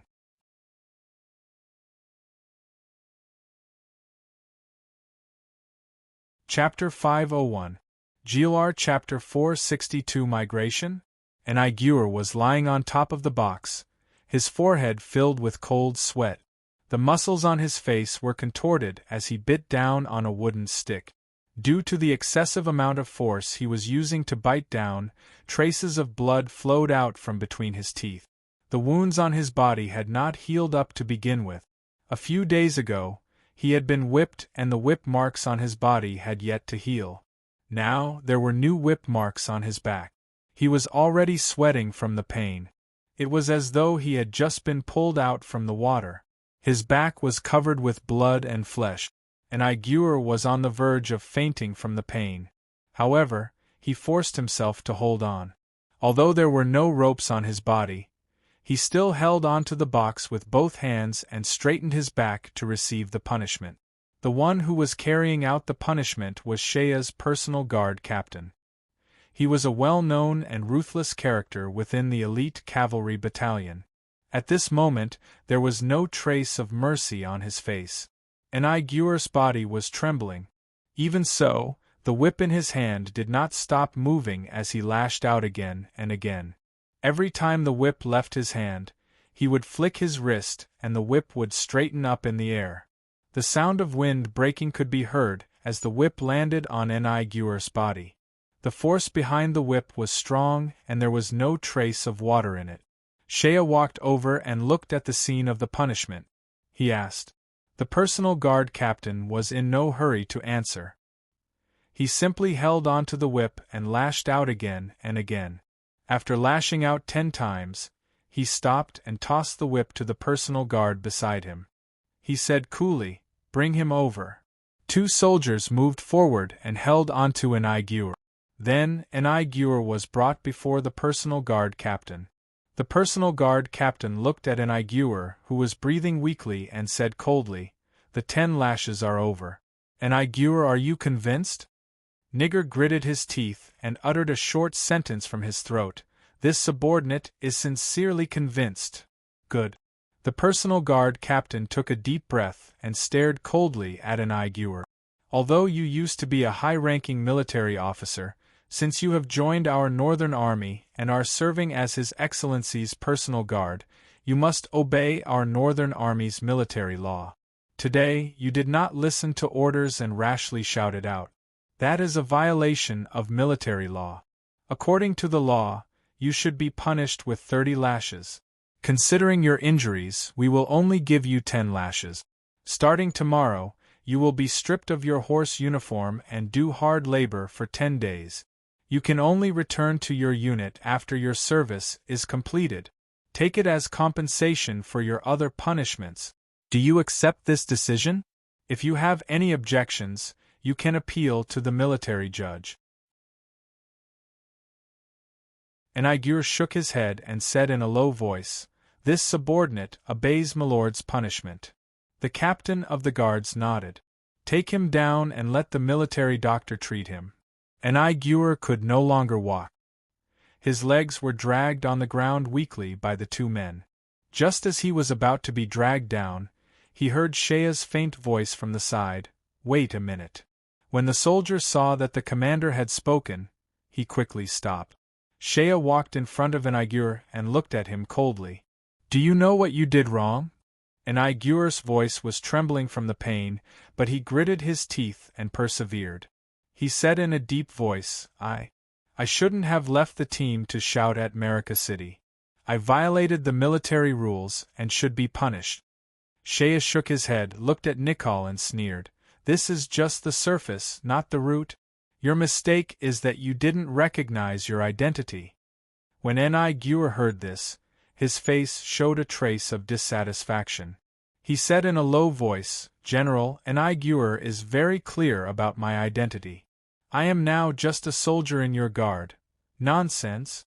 Shea suddenly shouted in a stern voice. "Do you really think of yourself as a soldier in your heart?" "Humph! An Aiguer, I know your situation very well. You did a good job in the city guards. I heard that you were quite decent. But do you think that you are a real soldier? In Lao Tzu's eyes, you are just a little wolf cub who hasn't been weaned. A fledgling who can only hide under the wings of his elders. When Enchantment heard this, a trace of anger flashed in his eyes. He gritted his teeth and said, "My lord, you are not convinced, are you?" Shea sneered. "You must think that you did a very good job in the city guards. But you were deceived by a villain and fell into his trap, causing a big mistake. If it wasn't for Jerry, you would have been an excellent officer in the city guards. Am I right?" Enchantment's body trembled. Shea's words were straight to the deepest thought in his heart. These days, although he was full of remorse and was tortured by hatred and guilt, deep in his heart, he still had this thought.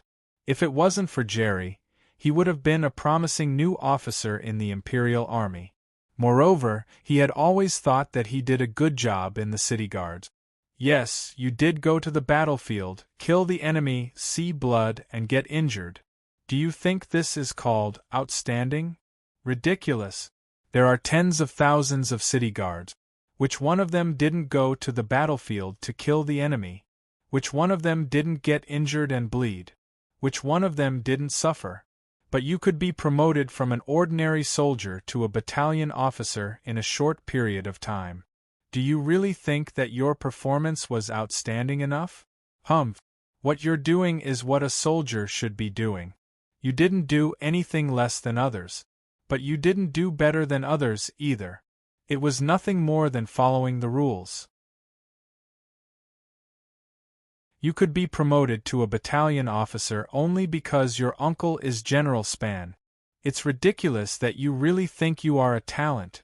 Do you think that your failure was just because you fell into the enemy's trap? Enchantment's heart trembled.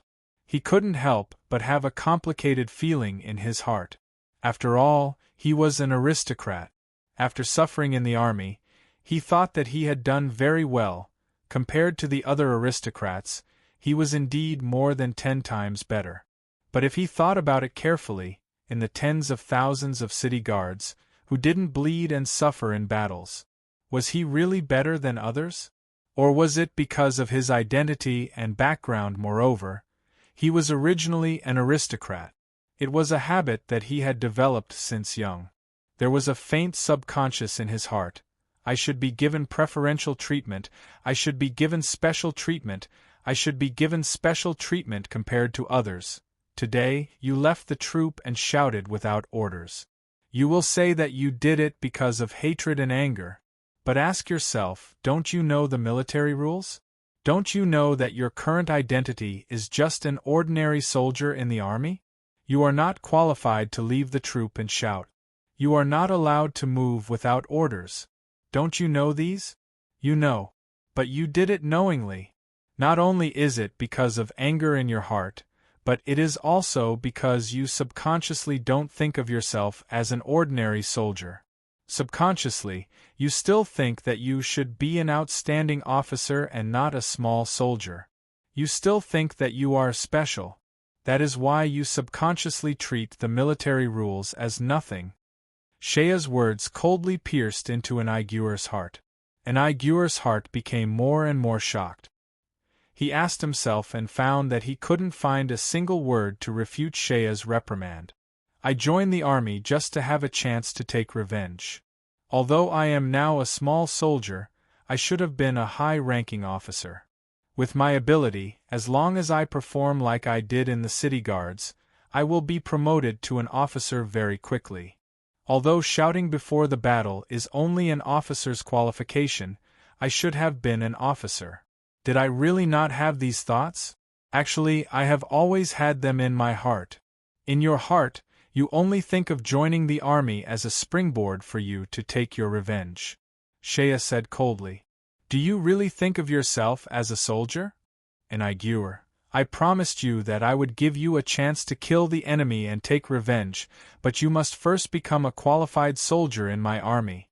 If you think that your goal of revenge is higher than your identity as a soldier, then you should get out of Lao Tzu's army as soon as possible. What I want is a soldier who strictly obeys the military rules and obeys orders without fail, not a noble who thinks that he is special. Trash like you still thinks that you are special? Let me tell you, anyone in Lao Tzu's army is better than you. Without orders, you dare to leave the army and shout. Who do you think you are? A general? A noble lord? You are now just a soldier. You are a soldier. If all the soldiers in the army are like you, acting rashly and not following the military rules, then we will become a plate of loose sand. If you only want to take your revenge, then take your sword and go to Marika City. Whether it is an assassination or a suicide mission, it has nothing to do with Lao Tzu. If you want to stay in Lao Tzu's army, then you must recognize your own identity. You are now just a soldier. He was just a lowly soldier without any status. Do your duty as an ordinary soldier and guard your identity well. Maybe you have some ability, maybe you think highly of yourself, maybe you think that you are very capable. However, before you become an officer and have the qualification to shout, you must first be a good soldier. If you can't even be an ordinary soldier, then don't think of becoming an officer or a general to take your revenge.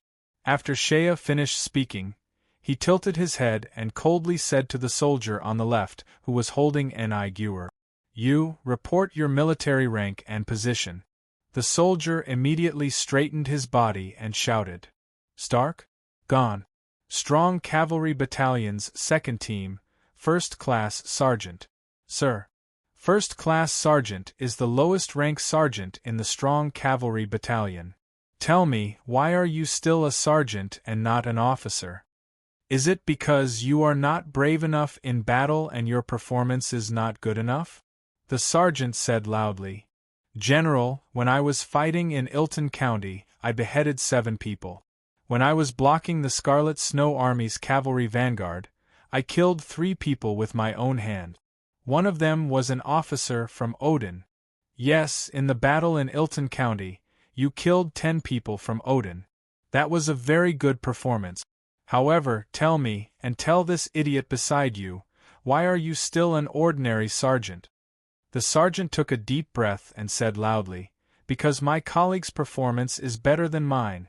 General, serving in the army and going to the battlefield to kill the enemy is just the nature of a soldier. I only did what I should do. I don't dare to say anything. I also want to be promoted, but I will put in a better performance to win the opportunity to be promoted." Shea nodded and then looked coldly at Anagu. "Did you hear that clearly?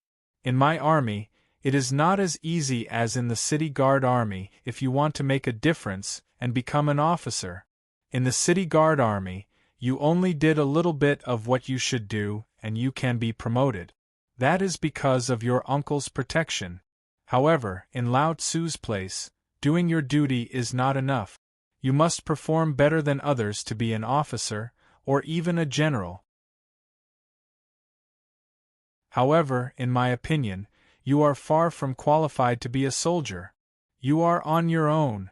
Lao Tzu saw that you were brought here by Roar and Fatso, so he wasted some saliva to reprimand you today. If there is a next time, you will be chased out of my army camp and fend for yourself." After saying that, Shea did not say anything else and turned around to leave. An aigueur was stunned on the spot and his whole body was trembling. Many thoughts flashed through his mind. First, his face was ashen. Finally, his eyes flashed with a trace of desperation. He struggled to break free from the soldiers on both sides and endured the pain in his body. He turned his head and walked toward the captain of the guards. He bowed his head and saluted. "Sir, please finish the remaining 20 lashes." "Oh!" The captain of the guards frowned. "Why? Your body is injured. I understand this point and changed the 20 lashes to 10 days of hard labor. No, I request to finish the 20 lashes. Please allow me to stay in the army after I finish the 20 lashes. I don't want to do hard labor. I want to serve in the army." After pausing, an aigueur gritted his teeth and said in a low voice, "Captain, I want to be a qualified sergeant." The captain of the guards hesitated for a moment. Understood. He took the whip again and looked at an Aigueur. First class Sergeant an Aigueur, stand still and receive your punishment. Shea walked for more than 10 steps. Suddenly, he heard the sound of the whip coming from behind him. His heart was moved. The corner of his mouth showed a trace of a smile.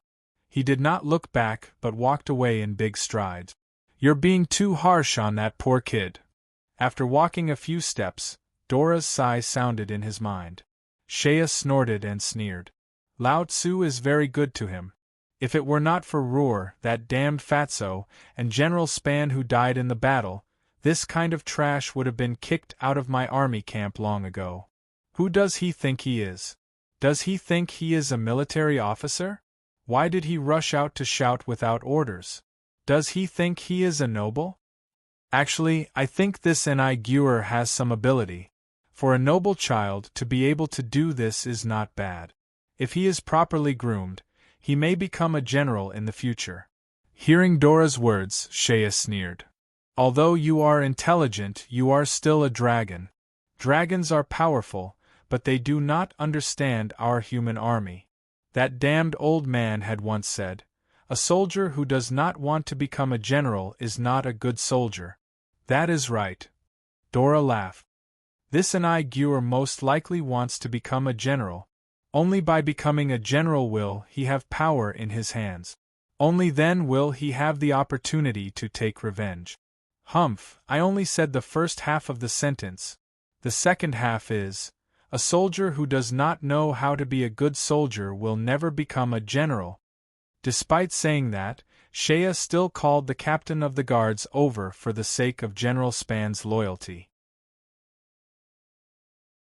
How is that stupid kid? The captain of the guards replied.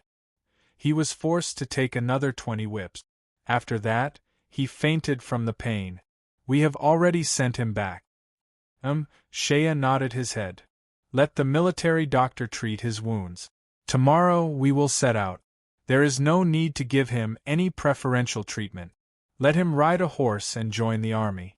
If that is not possible, let him tie himself to the back of the horse and march. If he is unable to hold on, tell him to scram to the odd job camp and ride the horse carriage. The captain of the guards accepted the order and left. The next day, the entire army gathered and set out early in the morning. Shea looked at the captain of the guards beside him and saw an Aigueur's figure. An Aigueur's face was as pale as paper and his eye sockets were sunken. However, he was still wearing his armor and was seated on the back of the horse. Looking carefully, an Aigueur's legs were tied to the sides of the saddle and his body was fastened to the back of the horse. Seeing this, Shea was somewhat satisfied in his heart and couldn't help but take another look at Nigger. An Aigueur's face was solemn and he looked straight ahead. He obediently followed the army, not daring to overstep in the slightest. Shea's several thousand cavalrymen were leading a large army. Naturally, their speed was not fast. Under the surveillance of the surrounding Armenian army, the army finally left the military districts of Armenia after 9 days. After leaving the military districts of Armenia, they headed north. There were 2 other small military districts. Although these 2 small military districts were also part of the rebel faction, they were originally small forces with weak strength. Seeing Shea's several thousand cavalrymen crossing the border, how could they dare to cause trouble? They simply sent someone to escort Shea across the border. When they were crossing the border, they even sent a batch of provisions, hoping that Shea's army could leave as soon as possible. After passing through these 2 places, they would enter the territory of the Besta people. Asriya County and the Besta Military District had merged to form the new Greater Besta County. The official document had been sent out from the imperial capital and was carried within the Besta Military District. After entering the territory of their ally, the Besta people, Shea ordered the entire army to speed up. Finally, 6 days after entering the territory of the Besta people, they arrived at the important military town of Husk City. The Besta cavalrymen had already entered Husk City. When Shea's army arrived outside the city, the Besta people had already sent a messenger, saying that the governor's wife was holding a banquet in the city to welcome General Shea. She had also prepared a batch of provisions to supplement the consumption of Shea's army along the way. Shea accepted the provisions with a smile, but he politely declined the governor's wife's invitation to the banquet. He let the besta messenger bring back a message. The governor's wife must be busy with more important matters now, so there's no need to waste time on a guest like me. The governor's wife had schemed to keep Lear in the imperial capital as a hostage. Once she returned home, she would naturally immediately take action to clean up Lear's internal forces. How would she have the mood to entertain him? Moreover, Shea was still rather annoyed that he had unintentionally been used by this woman. The large army quickly passed through Husk City, going all the way north without stopping. The besta people sent out 500 light cavalrymen to escort them out of the northern border. After seeing Shea's army leave their territory, they heaved a sigh of relief and returned to Husk City to report on their orders. When Shea finally arrived at Ilton County, it was already the 27th day since his army had left the imperial capital. He had already sent a small team of light cavalrymen to hurry back to deliver the message. When his army entered the border, Mad Dog Green had already personally led thousands of cavalrymen to wait for Shea at the border. After the two sides met, Shea was finally relieved. After handing over the carriages and supplies to his subordinates for them to transport slowly, Shea immediately divided his troops. He led part of the cavalrymen, and together with Green, they hurried to the capital of Ilton County, New City. After a day of rest, they continued their journey north without stopping to lead the army back to Denzel City in Moore County. On the night they stopped at New City, Shea and Green had a detailed discussion. He told them about all his gains and encounters during this trip to the imperial capital. After listening to Shea's story, Green felt that this trip to the imperial capital was basically a success. Although the material gains were not much, the spoils of war they had seized from the rebel army could be considered a windfall. However, the bigger gains were political gains. At the very least, the status of the northern garrison district had been set. It could be said that the small group with Shea as the core had completed the transformation from an unregistered to a legitimate feudal lord in terms of identity. In terms of status, the northern garrison district had been officially established. Shea himself had taken up the position of general of the northern garrison district. Through his appointment, Shea's small group of people had finally been legalized. From then on, there was no need to worry about the issue of political status. However, that night in the new city, Green formally brought up a matter. Move the governing area? Move from Denzel City to New City. Hearing Green's suggestion, Shea fell into deep thought. At present, Shea's governing area and headquarters were set up in Denzel City. However, back then, he had no choice but to do so. Back then, Shea's official position was the military officer of Moore County. Thus, his governing area was in Denzel City. Later, when the Odin people invaded the south, Shea had to defend Denzel City. However, most of the southern part of Moore County was occupied by the Odin people. The original capital of Moore County was Mesta City. After Shea recaptured Mesta City, he had thought of moving his headquarters to Mesta City. Mesta City was much bigger compared to Denzel City. It also had a higher population and more convenient transportation. As the capital city of a county, it was naturally more suitable for a headquarters compared to Denzel City, a small military town at the border. However, at that time, the Odin people in the south were entrenched in Ilton County. Thus, Mesta City was too close to the Odin people's sphere of influence. Should a war break out, Mesta City would become the front line at any moment. From a military point of view, it was not suitable for a headquarters. However, the present situation was different. Ilton County had been occupied by Shea. Even the Corsica military district had fallen into Shea's hands. After taking control of 3 counties, Denzel City, a small border town with a remote location, was no longer suitable for a headquarters. At present, it would appear that the most suitable place was New City, the capital city of Ilton County. The return of the Namekians, they continue to return to be continued. If you want to know what happened next, please go to www.chidian.com. There are more chapters. Support the author. Support the original reading.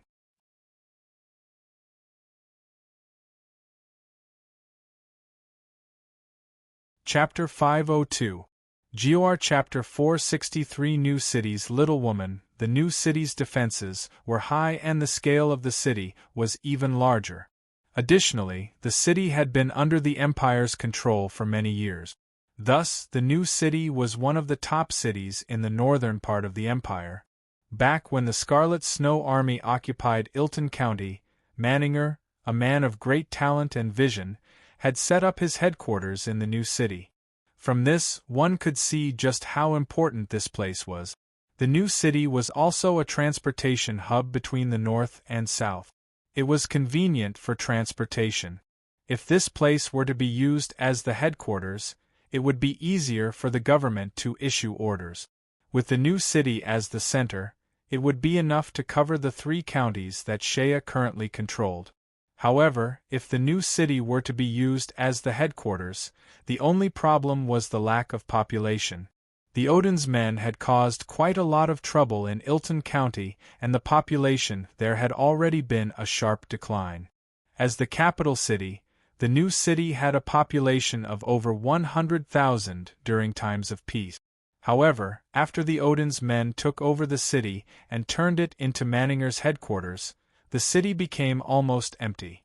Back then, in order to use the new city as the base for his future migration, Manninger had moved away most of the original residents of the new city. Some of them were turned into slaves. As a result, the new city became a city of Odin's people. If he were to use the new city as the headquarters, he would need to move a large number of people from other places.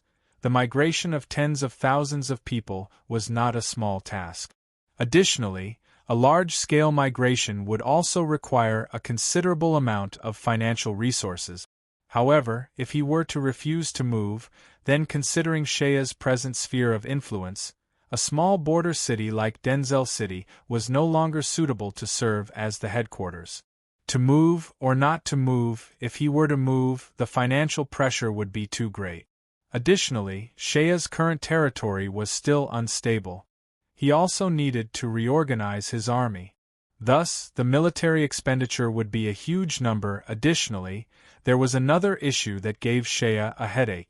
Shea was facing this issue, and it was the most urgent issue that he needed to solve. He had just won a war, an unprecedented victory. His territory had expanded by several times, and he had also formally established the Northern Garrison Army. He had been given the title of General of the Northern Garrison Army, and the army under him had also been formally incorporated into the Garrison Army. He had yet to expand his army by even a single soldier. However, his military expenditure had increased by a considerable amount. The reason made Shea speechless. Originally, Shea had already claimed to be from the Northern Theater of Operations, but this name was fake.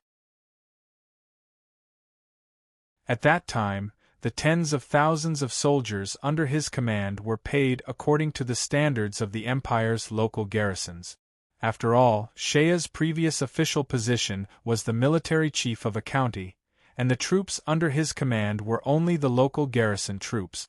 The troops under his command did not have much money to begin with. The horse bandits brought by Miss Nene did not care much about the pay and provisions of the army. As for the remnants of the 6th and 7th Corps, they were originally part of the regular Central Army and were paid the same as the Central Army, which was more than twice as much as the local garrison troops. However, at that time the 6th and 7th Corps were in dire strait.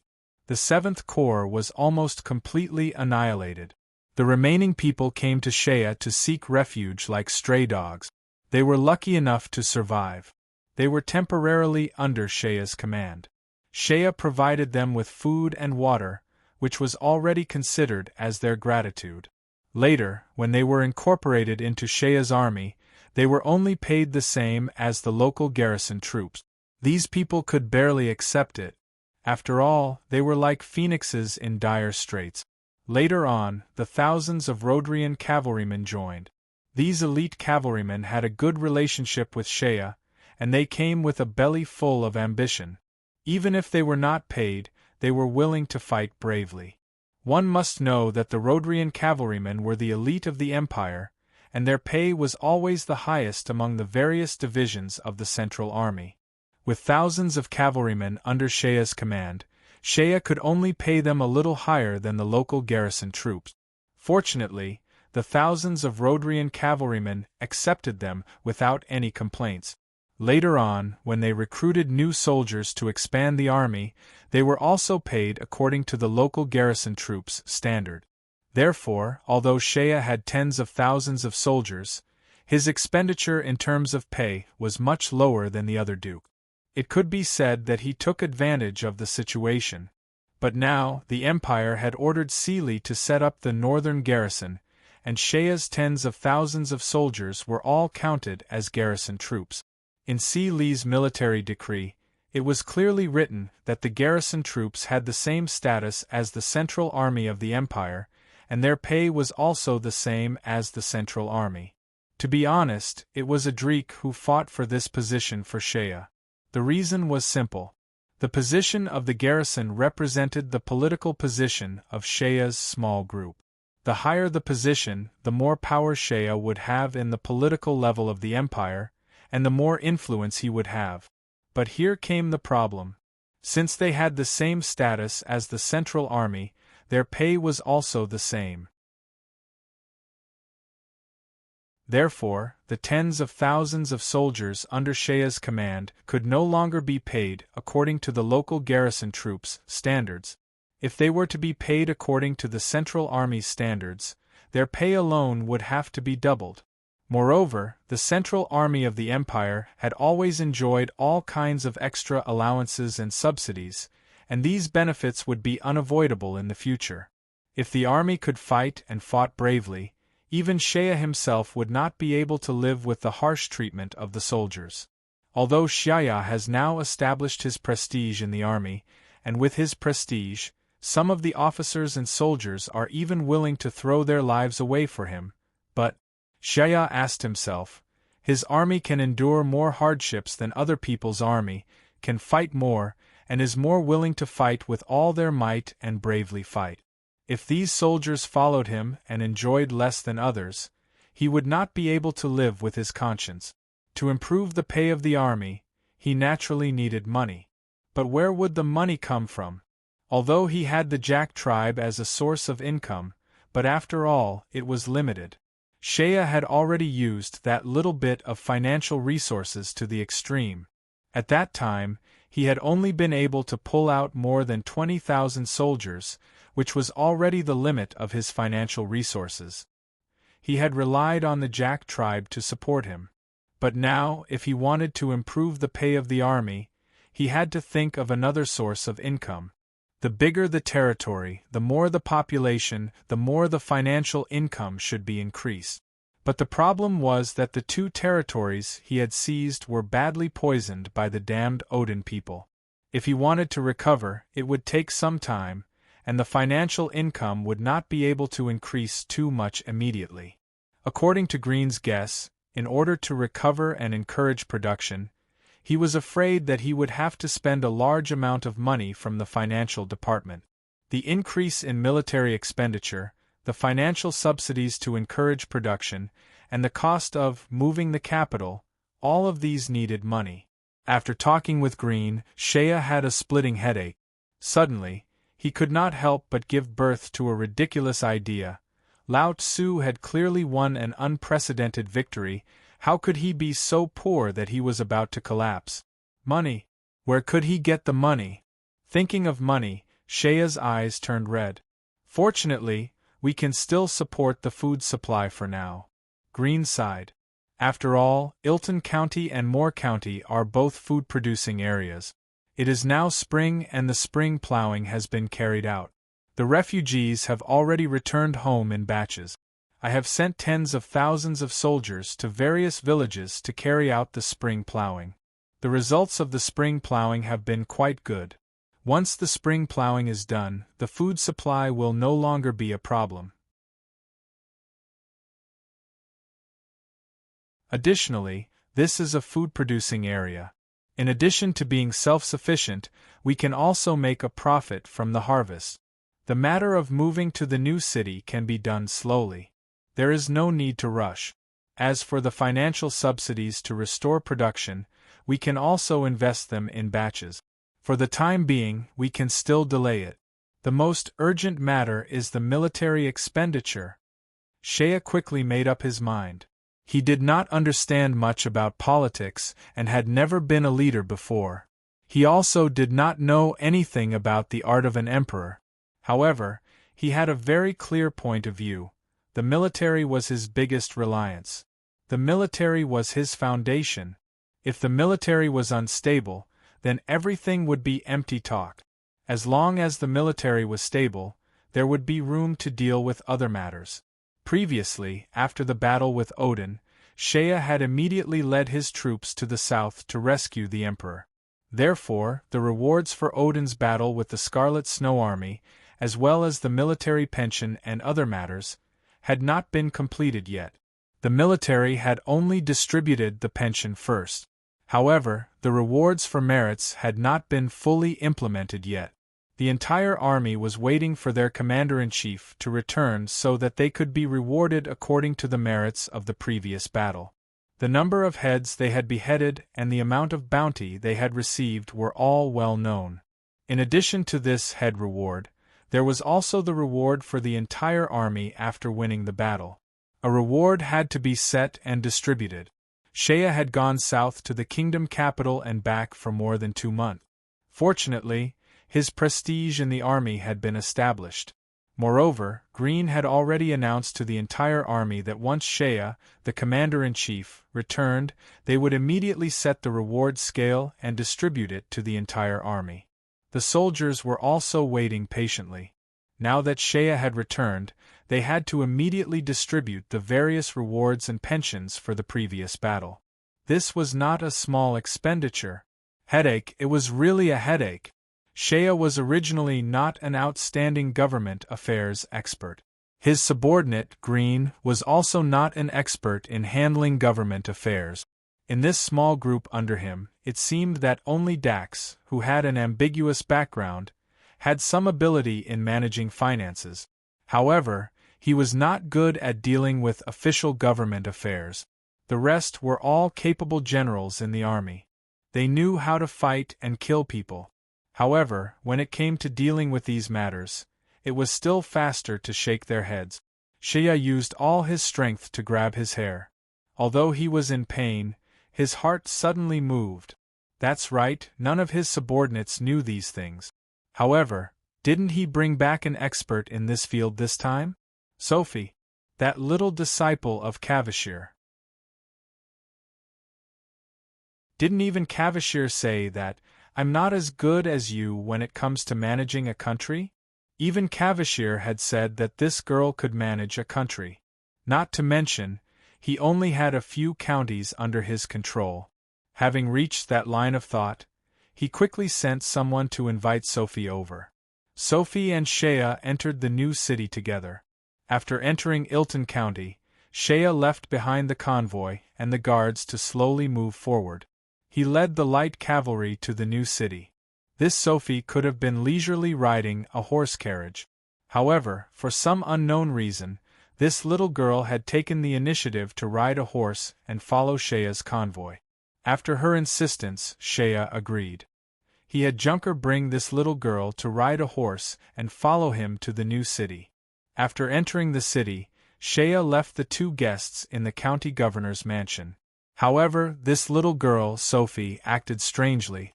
Without even stopping to rest, she ran out of the county governor's mansion with Junker in tow. She then wandered around the new city. Shea's army had occupied the new city for more than 2 months and the traces of the war had faded away. However, the original residents of the city were all gone. After the war, there were a small number of refugees who returned after hearing the news of the city's recovery. However, the population was still very small. At present, there were only 20,000 soldiers stationed in the city. It was a veritable military town. Sophie and Junker wandered around the street. Occasionally, they would see soldiers wearing the Imperial Army's uniform patrolling the city. Sophie smiled and asked Junker to evaluate the soldiers. In response to this question, Junker only faintly smiled. His expression was reserved. It was not that Junker looked down on Shea's army. It was just that his standards were too high. After all, he used to be the leader of the Dark Knight Imperial Army. The Dark Knight Imperial Army was the Emperor's personal death squad. Every member was carefully selected from the best of the best. At this moment, the composition of the new city's army was somewhat mixed. Some of the original Shea's army were from the 6th and 7th divisions. There were also some new recruits. In addition, there were also a large number of surrendered soldiers from the Corsica military district. Although Green's ability in military strategy was very good, in just 2 months, to train a mixed army into an elite army, he did not have the ability to defy the heavens. Now, it seemed that the initial training was not bad. The formation of the marching army was not bad, but he did not know how good it would be in a fight. Sophie, on the other hand, seemed to have a great interest in this seemingly empty and cold city. She wandered around the cold streets as if everything she saw was new to her. Sophie walked all the way to the city's defense. Looking at the city walls, Sophie finally let out a long breath. The girl stood under the city walls and looked at the tall and majestic city walls. She slowly nodded, seemingly very satisfied. Although the new city was somewhat empty, the city's defense was indeed very good. This large city could accommodate 100,000 people. The city's defense system was also very large. The Empire had operated this city for many years, turning it into the #1 fortress city in the northern part of the Empire. The city's defense system was complete. The city walls were tall and the moat was over 10 meters wide. There was a drop of over 2 meters from the surface of the moat to the ground. The depth of the moat was also several meters, enough to protect the city walls. The inner and outer walls of the city walls were built with huge square stones. They were tight without any gaps. Even a sharp dagger would not be able to pierce through. The outer wall of the city had spikes, chains, and arrow holes. Outside the city gates, there was an outer fortress with a tall tower. The range of the ballistae was enough to make enemies who dared to attack the city tremble in fear. The huge city gates were made of the best quality solid wood and were covered with a layer of iron. In addition to the wooden door, a thick iron gate was added to the city gate. It was made of pure iron and had a thickness of 2 meters. This iron gate, which weighed over 10,000 kilograms, was usually hung high and would never fall down. However, during the most dangerous times of war, when the outer city gates were breached, this iron gate could be lowered to form the last layer of protection. With such a strong defense system, it was enough to become the nightmare of any invading enemy. Sophie stopped and looked at the city for a while. She could not help but sigh. I heard that Shea only brought a cavalry of less than 1,000 men to take down this city. That's a good ability. When Junker heard this, his eyebrows twitched slightly. I've also heard of this matter. However, that was because he was lucky. I heard that the defenders underestimated him and went out to fight with him. He caught them off guard and took advantage of the situation to break into the city. This kind of good thing does not happen often. This city's defense is very good. If I had 20,000 to 30,000 defenders and enough crossbows, even if there were hundreds of thousands of enemies attacking, I have the confidence to make them bleed to the last drop of blood. Sophie smiled and looked at Junker. Senior brother has such ambition. Junker stared blankly for a moment, then a trace of desolation appeared on his face as he bitterly smiled and said, "So what if I'm ambitious? Alas, people who have lost their families are just struggling to survive. There's no need to talk about ambition. I think that Shea is someone who can do big things. Junker, with your outstanding military skills, he will definitely put you in an important position. Sophie smiled. Who knows, maybe he will let you create another Dark Knight Imperial Forest. Junker's heart was somewhat moved. A person like him, with his ability, although he had encountered setbacks and had to conceal his identity, but in the end, he was still a man who would be willing to hide like a dog and live a mediocre life. If there is a chance, naturally he would want to do something. However, this thought quickly turned into a worry. After a long sigh, Junker's face showed some hesitation. He whispered, "Little girl, you don't understand. Historically, any army is very xenophobic. If an outsider wants to join, they will be ostracized by the elders. Shea has been around for a while now. His subordinates have formed a circle. If an outsider wants to join halfway, I am afraid it will not be easy. Moreover, in the army, every carrot is a pit. If you suddenly add me, you will have to take away the military power of others. This will cause dissatisfaction among the elders. Alas, I am afraid it will be very difficult. Moreover, I am a person without any foundation. Even if General Shea is willing to use me, I have not made any contributions. I am afraid it will be difficult for him to arrange it." In addition, there was another sentence in his heart that he did not say. If he was asked to start from a low-level officer in Shea's army, with his pride, he would not be willing. Sophie smiled and was about to say something when she suddenly heard the sound of horse hooves coming from behind.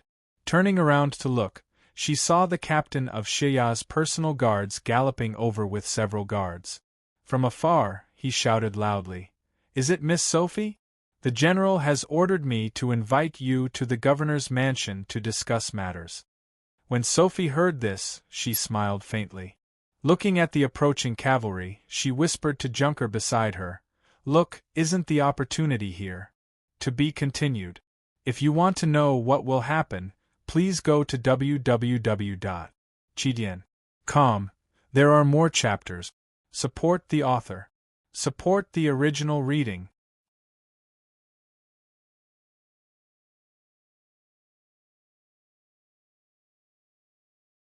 Chapter 503. This chapter is a bit late. Because it took longer than expected, it took a bit more time. GOR Chapter 464 Statesman's Demeanor. Sophie was politely invited by Shea's personal guard captain into the meeting room of the county governor's mansion. Accompanying them was Junker. Although Shea's order was only to invite Sophie alone, under Sophie's insistence, the personal guard captain could only agree to bring Junker in as well. As a warrior from the strong cavalry battalion, Shea's personal guard captain was not someone who was easy to talk to. However, when Shea sent him here, he had specifically instructed him to be polite. Mad Dog Green had already left the meeting room. For someone as experienced as Green, Mad Dog Green felt that it was inappropriate for Shea to send someone to invite a little girl to discuss such an important matter. She was just a young girl. What could she possibly know? Even if she was the disciple of the world-renowned Cavalier, and even if Cavalier had praised her highly, Mad Dog Green did not believe that a little girl could help him solve the military and national issues before him. He even believed that Shea was being childish by inviting a little girl to discuss military and national issues. However, Green maintained his silence. One point that needed to be mentioned was that ever since Shea defeated Odin's Scarlet Snow Army, recovered the entire Ilton County and subdued Corsica, achieving an unprecedented victory, Shea had established a high personal prestige in the army. This was especially true for the cavalry troop. They were full of reverence for this brave and miraculous commander. In addition, the composition of Shea's cavalry troops was made up of Roadrear cavalry, and the rest of them were from the internal bandits. The rest of the men recruited from the other armies only accounted for a small proportion. For the Roadrear cavalry, Shea was their former comrade. They were of the same origin, so it was easy for them to identify with Shea. As for those mounted gangsters, there was no need to talk about them. Didn't you hear what they called Shea behind his back? Son-in-law. They were like family to him. Therefore, in Shea's group, the cavalry troops had always been loyal to Shea.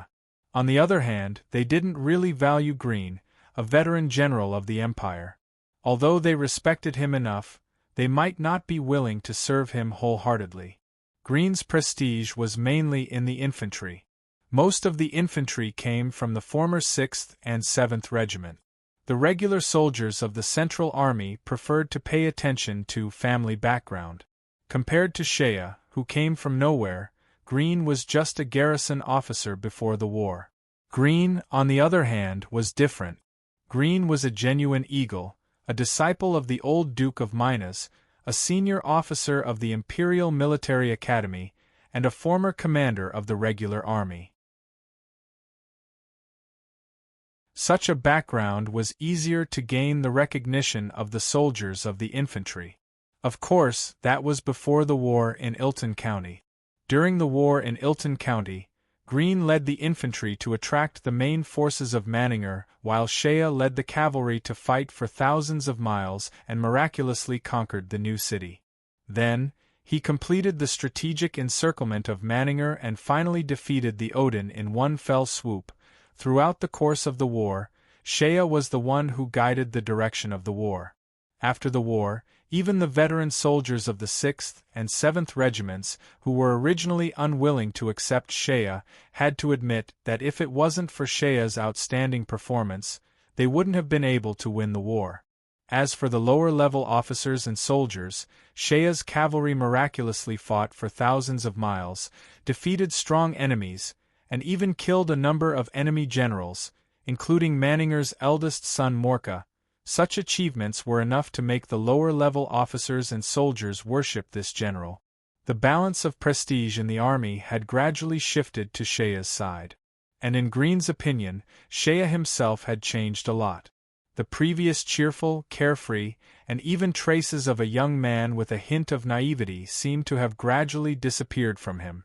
As his achievements and prestige grew, Shea also showed more and more of a leader's decisiveness, even autocracy. In the past, Shea was willing to throw most of the work to Green and he was happy to do it himself. But as he gradually adapted to the role of a leader, it seemed that some of the latent qualities in his personality were gradually all stimulated.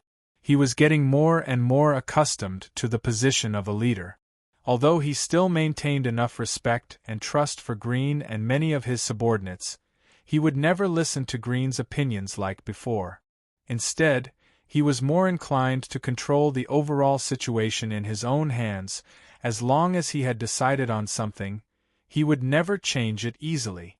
In the past, when discussing a matter, Shea would usually ask his subordinates, "What do you think we should do?" But now, Shea's tone had become the standard tone of a superior asking a subordinate, "What do you suggest?" It was the same question, but the words used were different and the mood was naturally very different. Green was very clear that Shea was actually a very strong person in his bones. Old Mad Dog never had the intention to compete with Shea. He was even willing to watch Shea gradually transform into an outstanding leader, leading the Northern Army to greater success. Thus, after watching Shea gradually transform step by step, Green was very careful to restrain his own brilliance, and even very deliberately cooperated with all of Shea's actions. Even when his own opinion was different from Shea, he would do his best to obey Shea's will, helping Shea consolidate his authority as a leader. From this point, it can be seen that Shea was very lucky to have Green, who was willing to act as his assistant. Thus, when Shea decided to invite a young girl like Sophie to discuss military affairs, although Green thought it was too childish, he still very cleverly maintained his silence and made a concession. When Sophie walked into the meeting hall, Shea was standing in front of the window in a daze. He looked out the window, The sunset seemed to have smeared a layer of blood red on the horizon, and the afterglow illuminated the earth, giving off a very sad and beautiful feeling. The armor on Shaya's body had already been taken off, but he had not yet had the time to wash off the dust from the journey. When Sophie approached Shaya's side, she could smell the strong smell of sweat coming from his body. To be honest, he had been on the road for several days straight, so the smell was not very pleasant. Shaya stood straight, his shoulders wide, his posture tall and straight, surpassing others in terms of valiance. He was young and at the most vigorous time. But at this moment, standing beside him, Sophie could see a faint tiredness emerging from the forehead of this young commander. Turning around, Shaya swept a glance at Sophie, then looked at Junker standing behind her, and said indifferently, "You came? Please sit down." There were no pleasantries, no greetings. Shaya simply raised his hand, and the captain of his personal guards walked out and closed the door. "I have a matter, I want to hear your opinion." Shaya's tone was neither hurried nor slow, his appearance steady, seemingly without the slightest trace of emotion. "At present, I have a few issues that I need to seriously consider. It is like this." It was a very short opening statement, so short that it was somewhat excessive. However, Sophie's face did not reveal the slightest surprise. Her face maintained a tranquil smile, her eyes calm as she carefully listened to Shaya's explanation. During Shaya's narration, Sophie didn't interrupt and just quietly listened. Her delicate and pretty face didn't seem to have the slightest reaction. Even her eyebrows didn't twitch. Finally, after Shaya finished speaking, Shaya let out a long sigh. After speaking for so long, his mouth was somewhat dry. He stood up, walked to the side, and personally poured 3 cups of water, placing them on the table. Shaya sat down gently, drank a cup of water, and looked at the girl in front of him. "Is there any way to solve it?" Sophie finally smiled. She raised her eyes to look at Shaya, picked up the cup in front of her and gently took a sip. Her delicate face and pair of bright eyes revealed a smile. "Honorable General, military affairs are not child's play. There is no such thing as a cure. The problems you mentioned just now are accumulated drawbacks. It is not something that can be solved with a smile." Hearing that, Shaya was not disappointed. Instead, he smiled. "I do not have the luxury of wanting to solve it completely. I know these problems are very troublesome. I do not expect them to be solved quickly, but at the very least, I need to think of a way to get through this difficult situation." Pausing, he sighed. "First, there is the problem of money. The soldiers have risked their lives to fight with me, to defend against foreign enemies, to reclaim our land, to fight to the death. If I cannot give the martyrs a good pension, if I cannot give the survivors a good treatment, then I will be letting them down." After saying that, Sophie did not react, but Junker, who was beside her, nodded his head. As someone who came from the military, Junker naturally agreed with Shaya's words. As a general, if he does not cherish his soldiers, then he will not be able to achieve great things. Looking into Shaya's eyes, Sophie's heart skipped a beat. Then, she smiled and said, "All right, there is no way to solve this problem for now. After all, the general's problem is one thing: money. When it comes to money, it is nothing more than a matter of increasing income and reducing expenditure." Pausing for a moment, her pair of tranquil eyes gradually revealed a calm and confident look. The matter of increasing income needs to be discussed at length. Opening up new sources of income is not something that can be solved in a day or two. This matter can be discussed at length in the future. Right now, in order to get through this difficult situation, the only way is to reduce expenditure. Hearing that, Shaya frowned. Reduce expenditure? Military expenditure cannot be reduced. I have said it before, I cannot treat the soldiers who have risked their lives with me unfairly. Sophie gave a faint smile. "General, you have misunderstood me. I am not asking you to treat the soldiers badly, it is just... there is a difference." Pausing for a moment, she used a calm look to stop Shaya from asking more questions and slowly said, First of all, there is a need to reward the soldiers who have rendered meritorious service after the end of the last war. These expenses cannot be reduced. In my opinion, not only should they not be reduced, but they should also be increased. What I mean is that the reward that you set before the war should be increased by 30%, and the compensation for the soldiers who died in the war should also be doubled. Shea's expression did not change. Generous rewards and compensation, the issue of money. I heard that, General Shea, you have made quite a fortune in the capital this time. Shea bitterly smiled. Yes, I did get some, but it is not a lot. This amount of money, if it is given to one person, it is a great fortune. But if it is given to tens of thousands of soldiers, it is not much. Yes, but if it is only used to compensate the soldiers who died or were injured, and to reward those who have rendered meritorious service, it should be enough, right? Shea sighed. It is enough, but if that is the case, there is not much left. For the next reform of the military system, it is not enough to raise the salary to the level of the Central Army. The money is used up front. I can't possibly. My idea is based on the reform of the military system. Sophie gently raised her white hand and looked at Shea. Generalissimo, please listen to my detailed analysis for you. You claim that you have tens of thousands of soldiers under your command. This number seems to be quite a lot.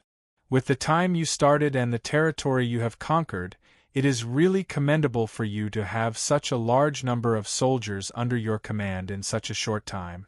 But to be honest, with the territory and population you have now, it is really difficult for you to support so many soldiers. Previously, you were facing both internal and external threats, and the entire army was focused on resisting the external threats. As for the army, no one would say anything if you used the salary of the local garrison army. But now, if you upgrade the salary of the army, your finances will go bankrupt in the future. I am sure you have noticed this problem by now. Nonsense, if it wasn't like that, why would I invite you here? Shea muttered in a low voice. Actually, General, you are wrong. Sophie suddenly raised her voice and waved her hand. Her words were full of confidence. Wrong? Wrong. There was a calm look on the young woman's face. The way I see it, after the reform of the military expenditure will not increase by much. If we operate it properly, we might even be able to save some money. Ah! Shea stared blankly at first, then his eyes immediately lit up. Tell me about it. My idea is very simple. It's nothing more than classification.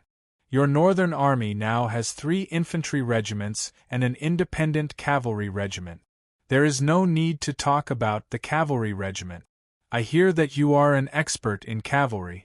In this battle in Ilton County, you used cavalry to achieve a great victory that has not been seen in 100 years. So, there is no need to talk about the treatment of the cavalry.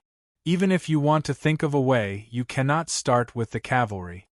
As for the 3 infantry regiments, the 1st Regiment is made up of the remnants of the 6th and 7th Regiments of the Imperial Central Army. They are all from the Central Army.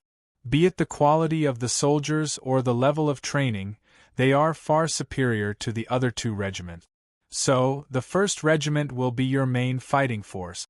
In terms of treatment, the veterans of the 6th and 7th Regiments used to receive the same treatment as the Central Army. Now that the military is undergoing a reform, their treatment will naturally be upgraded. My idea is to start with the 2nd and 3rd Regiment. Your 2nd Army is mainly made up of a small number of old soldiers as the backbone of the officers. Other than that, most of them are newly recruited soldiers. In terms of battle strength, I'm not being too harsh, but in reality, such an army is probably not even comparable to the Empire's local garrisons. In my opinion, it is only slightly stronger than the civilian army. To be honest, I even feel that you have been too generous in giving this army the same treatment as the Imperial Garrison Army. To be honest, I think your previous approach was a little inappropriate. It is a little too generous to give this new army, which is only comparable to the civilian army, the same treatment as the main fighting force like the 1st Regiment. In my opinion, it is not appropriate to give this new army too high a treatment. Then there is the 3rd Regiment. The 3rd Regiment is a new army formed by the surrendered soldiers of the former Corsica military after defeating Odin's men. The surrendered soldiers of Corsica have been working hard for Odin's men. In this war they did not contribute much, so there is no merit to speak of. But in my opinion, this army is more important than the 2nd Regiment. No matter what, they used to be a regular army, not a new army like the 2nd Regiment. As long as they are reorganized, their combat power will be above the 2nd Regiment. This is the general composition of the army under your command. If you want to reduce expenditure, you might as well take advantage of this military reform and make some changes in the army. In my opinion, after the reform, it should be like this. The original independent cavalry regiment will be treated as first class. The cavalry's pay and treatment have always been higher than that of the infantry, needless to say. Raise the standard of the Central Army by 1 level and increase the pay by 10%. This is the main fighting force in your hand. Since the 1st Regiment is formed by the original 6th and 7th Regiments, it can enjoy the same treatment as the Central Army.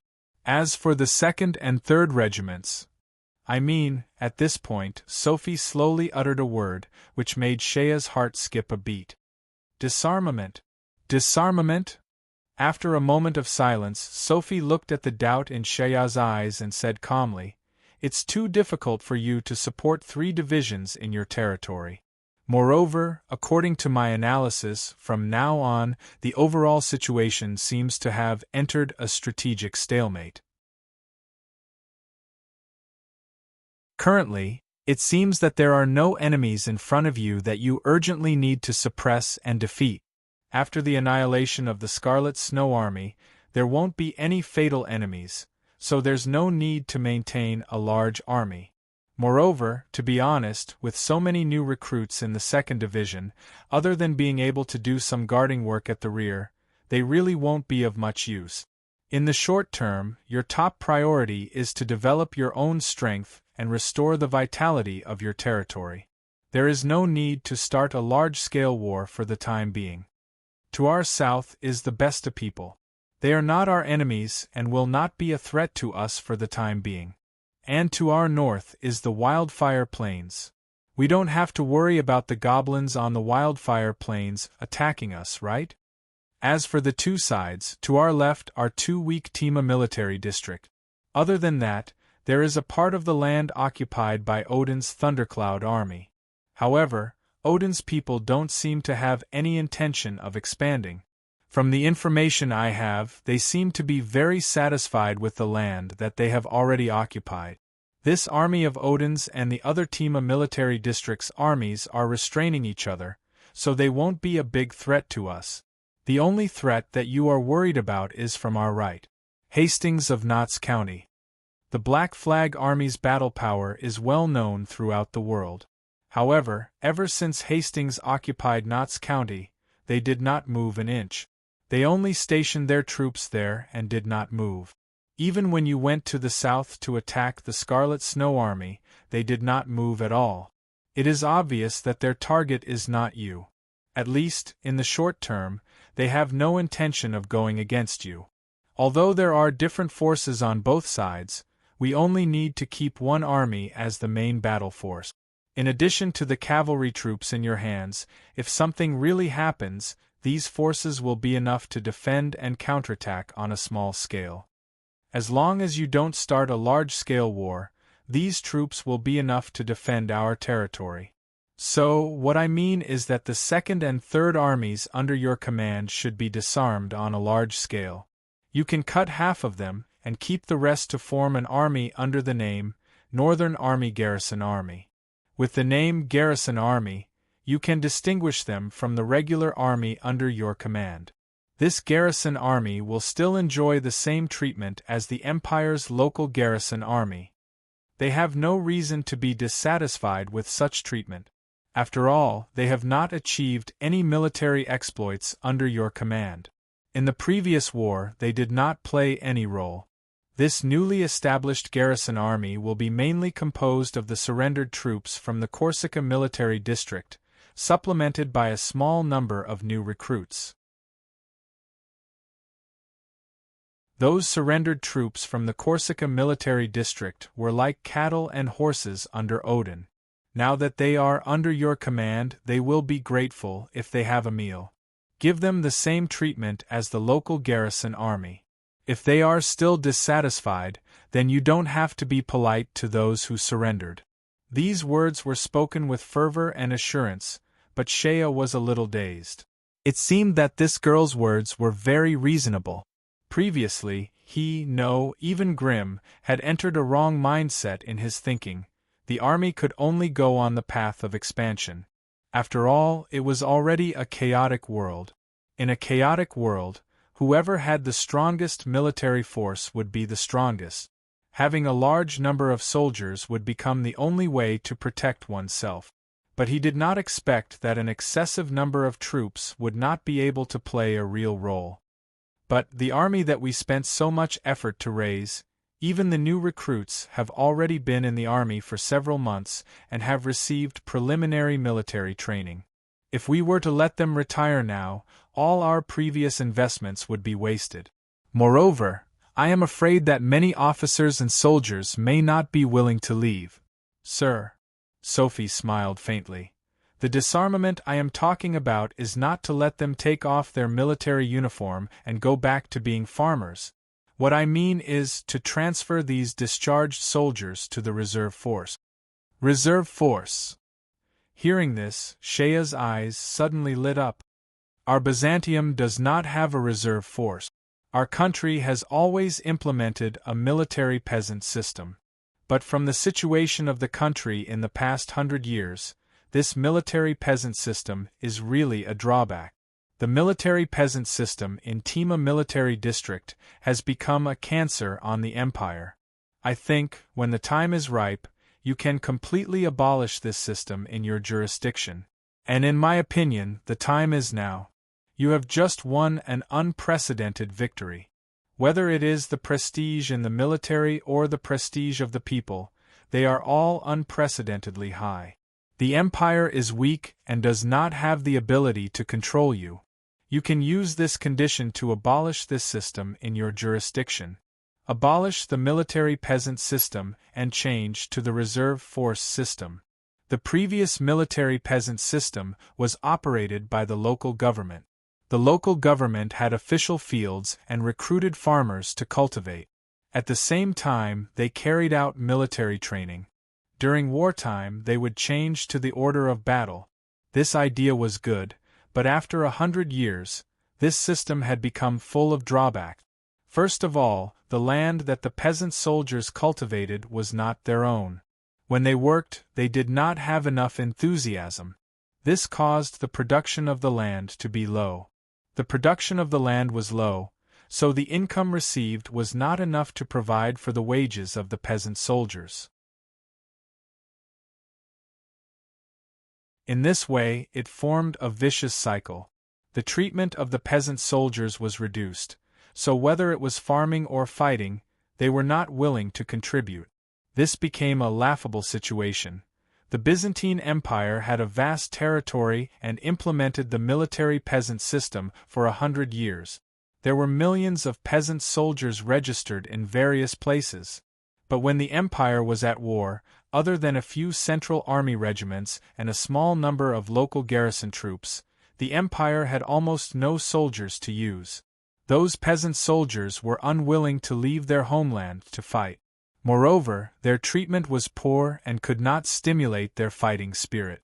Insufficient training also made their fighting strength not worth mentioning.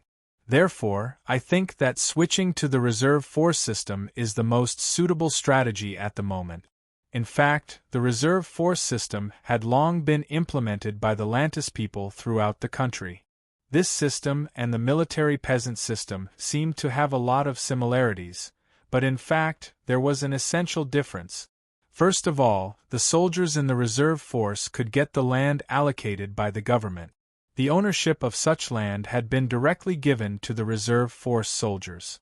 It did not belong to the country. Because it was their own land, they would work hard and not slack off when it came to farming. At the same time, the reserve force personnel enjoyed preferential treatment from the government in terms of taxes. Compared to the taxes paid by other farmers, the reserve force soldiers only had to pay half of the taxes paid by other farmers. While they enjoyed the lower taxes, they also had to pay a certain amount of time every year to enter the army for military training. This military training would be done during the slack season, so it would not delay the farming of the land. At the same time, it would ensure that they received sufficient military training and would not waste it, transforming them into farmers. Once the war came, such reserve force personnel could be directly recruited into the army. With a little bit of reorganization, they could immediately be converted into fighting strength. Additionally, the reserve force soldiers could also receive military pay when they received military training every year. Naturally, there was no need to give them too high a military pay. Take the Lantis Empire as an example. Their reserve force personnel could receive military pay during their training. The standard of military pay was half that of the local garrison forces. Under your command, Moore County, Ilton County and Corsica County had just gone through a large-scale war. Their population had plummeted and a large number of ownerless lands had appeared. Now is the time when the land is vast and the population is sparse. With so many ownerless lands, instead of abandoning them, why not use this opportunity to implement the reserve force policy and award these ownerless lands to the reserve force personnel? For you, first of all, after the disarmament, you can save a lot of military expenses. Second of all, after those lands are farmed by the reserve force personnel, when the time comes to harvest, they can provide new tax revenue. Considering all these factors, we are actually making a profit. Shea was dumbfounded when he heard that. Then, he carefully calculated, if he were to follow Sophie's plan, his military expenses would be reduced and his tax revenue would increase. Additionally, the combat power of the army would not be reduced. After saying that, the young woman before him raised the cup and took a sip. After putting down the cup, she calmly rested her hands on her knees. There was a tranquil smile on her face, and not a trace of emotion could be seen within her eyes. Such a calm demeanor caused Shea to become absent-minded for a moment. It was as though the one sitting before him was not a young woman. Rather, she was the deceased and renowned wise man, Cavashir. Suddenly, Dora's long sigh rang out within Shea's mind. The so-called knights of the nation are nothing more than this. Shea became excited. He abruptly stood up and paced back and forth within the room. The more he thought about it, the more he felt that Sophie's plan was an excellent one. Additionally, there was a high degree of feasibility in carrying it out. I feel that there are still some areas that can be added. Shea rolled his eyes. This time, the rewards for the meritorious soldiers may not necessarily be rewarded with money. We can reward them with land of equivalent value. In any case, I don't have much territory under my control, but I have a lot of land. Damn it, that damned Manninger's Scarlet Snow Army reduced the population of Ilton County by 50%. Corsica is slightly better, but the population has also decreased by 30%. The population of Moore County is less than 70% of what it was before the war. Grimm started the spring plowing a few days ago. He already felt that our land is vast but sparsely populated. There are large areas of empty land, but no one is farming them. Why don't we treat these ownerless lands as rewards for the meritorious soldiers and give them to them? That's a good idea. Sophie smiled slightly and looked at Shea. There was some praise in her eyes. Sir, you are indeed smart. You are indeed Master's disciple. You can infer many things from one example.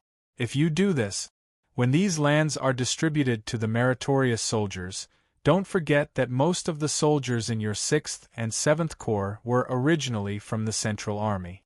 They are not locals. Although they are now serving here, many of their families and relatives are in other areas. As long as there is land, they will naturally write to their families and move their families to your place. You will not spend a single cent and you will have a lot more people. When the time comes, the soldiers will serve in your army and their families will farm the land. After a year, your territory will have a strong army and abundant food. You will have recovered. The Martians continue to return. This time, they are not leaving, to be continued. If you want to know what will happen, please go to www.chidian.com. There are more chapters. Support the author. Support the original reading.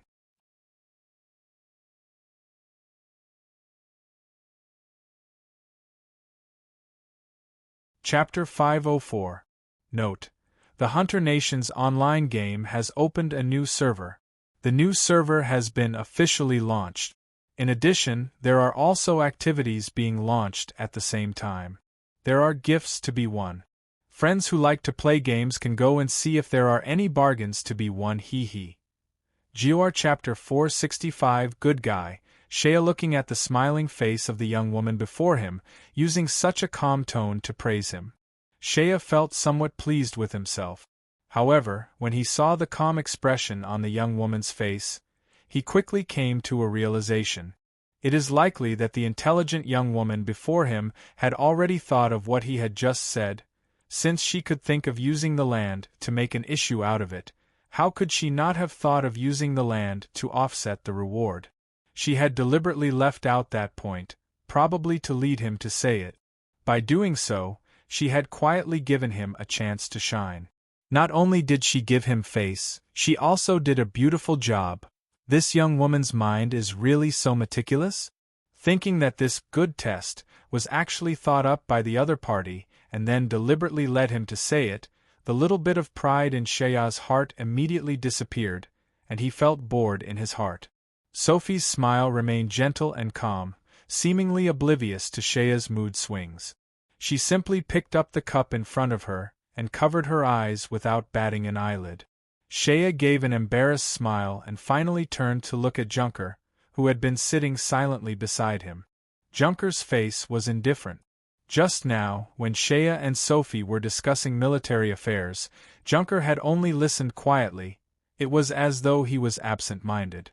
At this moment, Shea's gaze swept over him, and Junker finally cheered up a little. He raised his eyelids and looked at Shea. "Mr. Junker." Shea considered his words and slowly said, "You and I can be considered old acquaintances. Back when I first went to the Imperial capital, I had dealt with you.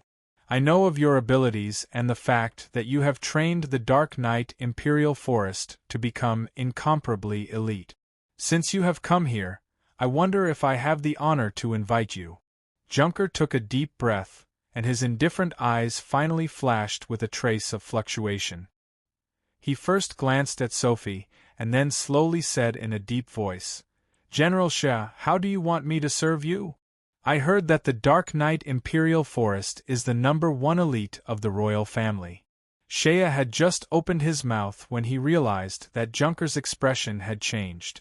Even the expression on his face seemed to have become somewhat miserable, and there was a trace of deep mockery in his eyes. "General Shea, do you want me to help you train a Dark Knight Imperial army that belongs to you?" Junker's voice was extremely hoarse, but in his heart, he had already deeply sighed. As expected, it's like this. The Dark Knight Imperial Forest was the #1 elite secret force of the royal family. Their fighting power was astonishing and they were loyal. This kind of force had always been hidden in the dark. The individual soldiers were extremely strong, and they were good at killing, assassination, and so on. It could be said that the former leader of the Dark Knight Imperial Forest was Junker's greatest asset, But it was also the last thing he wanted to talk about. The root of the problem in his heart was the name Secret Force. As a soldier, who didn't want to lead a king's army to fight against the enemy in a grand and spectacular manner, leaving their names in the annals of history. Junker thought highly of himself, and his military skills were not inferior to anyone else. His ambition was to become a famous general of his generation, but he had to work in a secret force like the Dark Knight Imperial Forest. Although he was trusted and used by the Emperor, the things he was assigned to do were often some of the royal family's secrets, and even things like assassinations, silencing, spying, and so on. There were even some that involved the royal family's scandals, and helped the Emperor to eliminate dissidents with shameful means.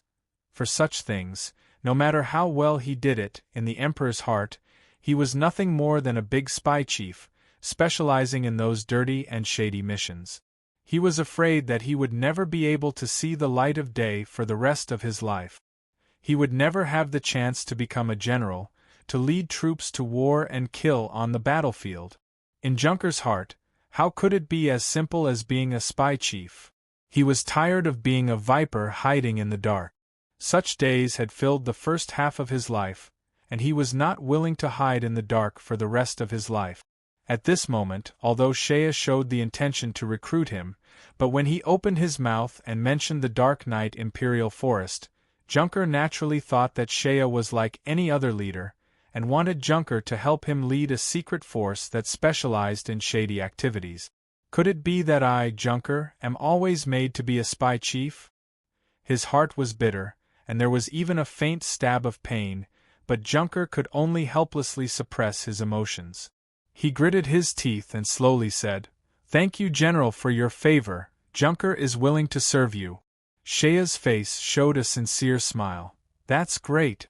The quality of the troops under my command is uneven, and there is a saying that the quality of soldiers is more important than the quantity.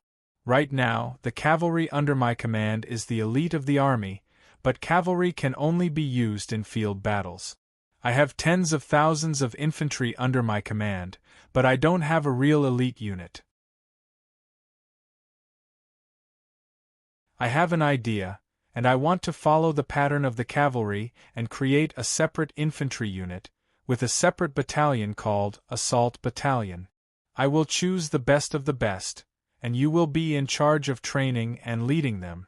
I hope that this Assault Battalion will live up to its name in the future, and if there is a stalemate on the battlefield, the Assault Battalion will be able to break the enemy's defense." "What?" Junker's face suddenly changed color again, and his eyes widened as he looked at Shea in disbelief. In an instant, this man's face turned red, and beads of sweat appeared on his forehead. His voice trembled. "General Shea, you mean, you want me to lead a separate unit, a unit that will go to war in the army?" Shea was confused by the question. A unit that will go to war in the army? The army naturally has to go to war, you. With a thought, Shea suddenly understood. Looking at Junker's expression, he immediately understood the cause of this guy's strange behavior. Since he understood the other party's intention, Shea laughed heartily. "I am not the Emperor, and I am not some big shot. I don't need the Dark Knight Imperial Forest to hide in the dark. I want you to lead a unit, and it will naturally be used on the battlefield in the future." Pausing for a moment, Shea said in a loud voice, "What kind of person am I, Shea Thunder? Do I need to rely on underhanded means to do things?" His voice was resolute and decisive. These words were said in an open and above-board manner. Looking at Shea's awe-inspiring appearance, and the awe-inspiring righteousness on his face, Junker was moved, and his heart was filled with admiration. In Denzel City, a pitiful magician who was cheated of his clothes by this open and above-board hero suddenly shuddered violently. As if he sensed something, a certain crafty and treacherous fatso in the imperial capital suddenly had goosebumps all over his body. Of course, as always, a certain old man continued to smile in the underworld. However, Our Lord Junker did not seem to understand the true face of this person, and was still immersed in the feeling of being intimidated by this person's domineering aura. He could not help but feel moved, and had already stood up and bowed deeply. His voice was filled with admiration. "Junker dares not to die for my lord." As he spoke, his body was already trembling, and his eyes were brimming with tears. Many years later, the famous general of the empire, Lord Junker, was already old and had many children and grandchildren. One day, when he was free, his nephew and juniors looked at him with sparkling eyes and asked him about the scene when his family's head first followed King Shea. The old general was silent for a long time before he gloomily squeezed out a sentence. "Damn, at that time, Lao Tzu was cheated by that crafty guy. I thought he was a good person." You all know Roar, that crafty fatso, right? Compared to our King Shea, that damned fatso can be considered a moral role model. Shea, who originally planned to only stay in the new city for a day and immediately set off, immediately changed his mind after a discussion with Sophie. He stayed in the new city for a few more days. After a discussion with Green, Green greatly approved of Shea's plan. After a discussion, the two quickly came up with a plan. First of all, a decision had been made regarding the rewards and pensions for the families of the soldiers who died in the last war. The families of the soldiers who died in the Battle of Ilton County would receive a pension from the Northern Garrison Command, or they could choose 10 acres of land granted by the military. For the soldiers who made meritorious contributions in the war, they would be rewarded according to the level of their contributions. In addition to promotions and awards, the rewards could also be money or land. At the same time, a series of detailed rules and specifications of the rewards were made. Next, Shea immediately issued a notice regarding the restructuring of the military. A large number of messengers were sent to the garrisons in the new city, and all officers of battalion level and above were ordered to immediately go to Denzel City to participate in a military conference to discuss the restructuring of the military. All military affairs were temporarily led by the deputies. It would take some time for the military conference to be passed down. When the order regarding the pensions and rewards was passed down, Shea was pleasantly surprised by the response. It was obvious that the use of land in exchange for monetary compensation and rewards was very popular among the soldiers of all ranks in the army. Based on the current response among the soldiers, about 70% of the soldiers were inclined to choose the land. Of course, there were also a small number of people who chose to accept the money. After all, people's hearts were different. Some people thought that it would take a long time to get the land. In the notice, it was stated that those who chose the money could receive it immediately, but those who chose the land would have to wait for a few days. After all, if the land was to be granted on a large scale, Shea would have to order the local government to complete the work of measuring and determining the land. The war had just ended, so it was necessary to check and sort out the farmlands in various places, clear out the ownerless land, and register it. Some people would inevitably think that receiving the money was the most practical thing. As for the land that was granted, who knew how long it would take, so it was better to just take the money and be at ease. There were also some families of the soldiers who died in the war who chose the money instead of the land. This was because the few soldiers who died in the war were often the only able-bodied workers in the family. Without the able-bodied workers, the widows and orphans would not be able to farm even if they were given the land. It was better to choose the money. But even so, the people who were willing to choose the land were the majority. According to the preliminary statistics, Shea's reserve of money was enough to cover the expenses of the pensions and rewards. There was even a large portion left over. This urgent matter was easily resolved. This made Shea feel very relaxed, and he also looked at the little girl called Sophie in a new light. Sophie had already moved into the governor's mansion. Shea had already given her an appointment as his chief of staff. However, this chief of staff was a general without an army. Shea did not have a group of aides by his side. This chief of staff was also Shea's only aide. However, Shea and Sophie were very clear that this appointment was only temporary. With Sophie's talent, she would definitely not be a small aide. Only after Sophie had truly integrated herself into Shea's northern army would she be given an official position. After staying in the new city for 7 to 8 days longer than planned, Shea calculated that most of the military officers stationed in various places should have received his orders to assemble in Denzel City. Thus, he set out. Leading a team of light cavalry, he set out on the road back to Denzel City.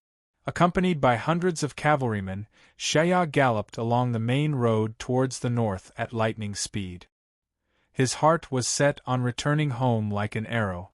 Setting off from the new city, it only took him 3 days to cross the boundary of Ilton County and enter Moore County. Moreover, they did not stop to rest throughout the journey. On the 7th day, the group of cavalrymen had already arrived at the outskirts of Denzel City, less than 5 kilometers away. Looking at the distant green mountains and blue skies, the outline of Denzel City could be faintly seen. Shea's heart burned with passion. He had been away for several months before returning. Back then, when he set out for war, it was still a world of ice and snow. Now that he had finally returned, it was already spring and the flowers were blooming. The air carried with it the moist warmth unique to spring. When the wind caressed his face, it brought about a cooling sensation. Denzel City, Lao Tzu is back. That poor thing at home is probably anxiously waiting for me, right? I wonder, when she sees me, will she cry tears of joy? Would she throw herself into his arms? Deep in his thoughts, Shea's heart burned like a raging fire. At that moment, our country bumpkin's mind was filled with passion. What he did not know was that there was a huge problem waiting for him in Denzel City. Fellow students, happy May Day, of course. The holiday is a small matter. The holiday is something truly worth celebrating. Then, he awkwardly covered his head. Let me tell everyone, I will be heading out for a trip on the 1st of May. I will be back on the 2nd. Thus, on the 1st of May, which is tomorrow, there will be no more updates. On the 2nd, it will be very late. Thus, I estimate that I will be back on the 3rd. Of course, if I come back early on the 2nd, there is a possibility that I will be able to update. That's all. Everyone, if you want to beat me or kill me, that's up to you. To be continued. If you want to know what will happen, please go to www.chidian.com. There are more chapters. Support the author. Support the original reading. You're tuning in to the Phoenix Nights YouTube channel. Don't forget to subscribe and join us on this journey to catch the most captivating stories.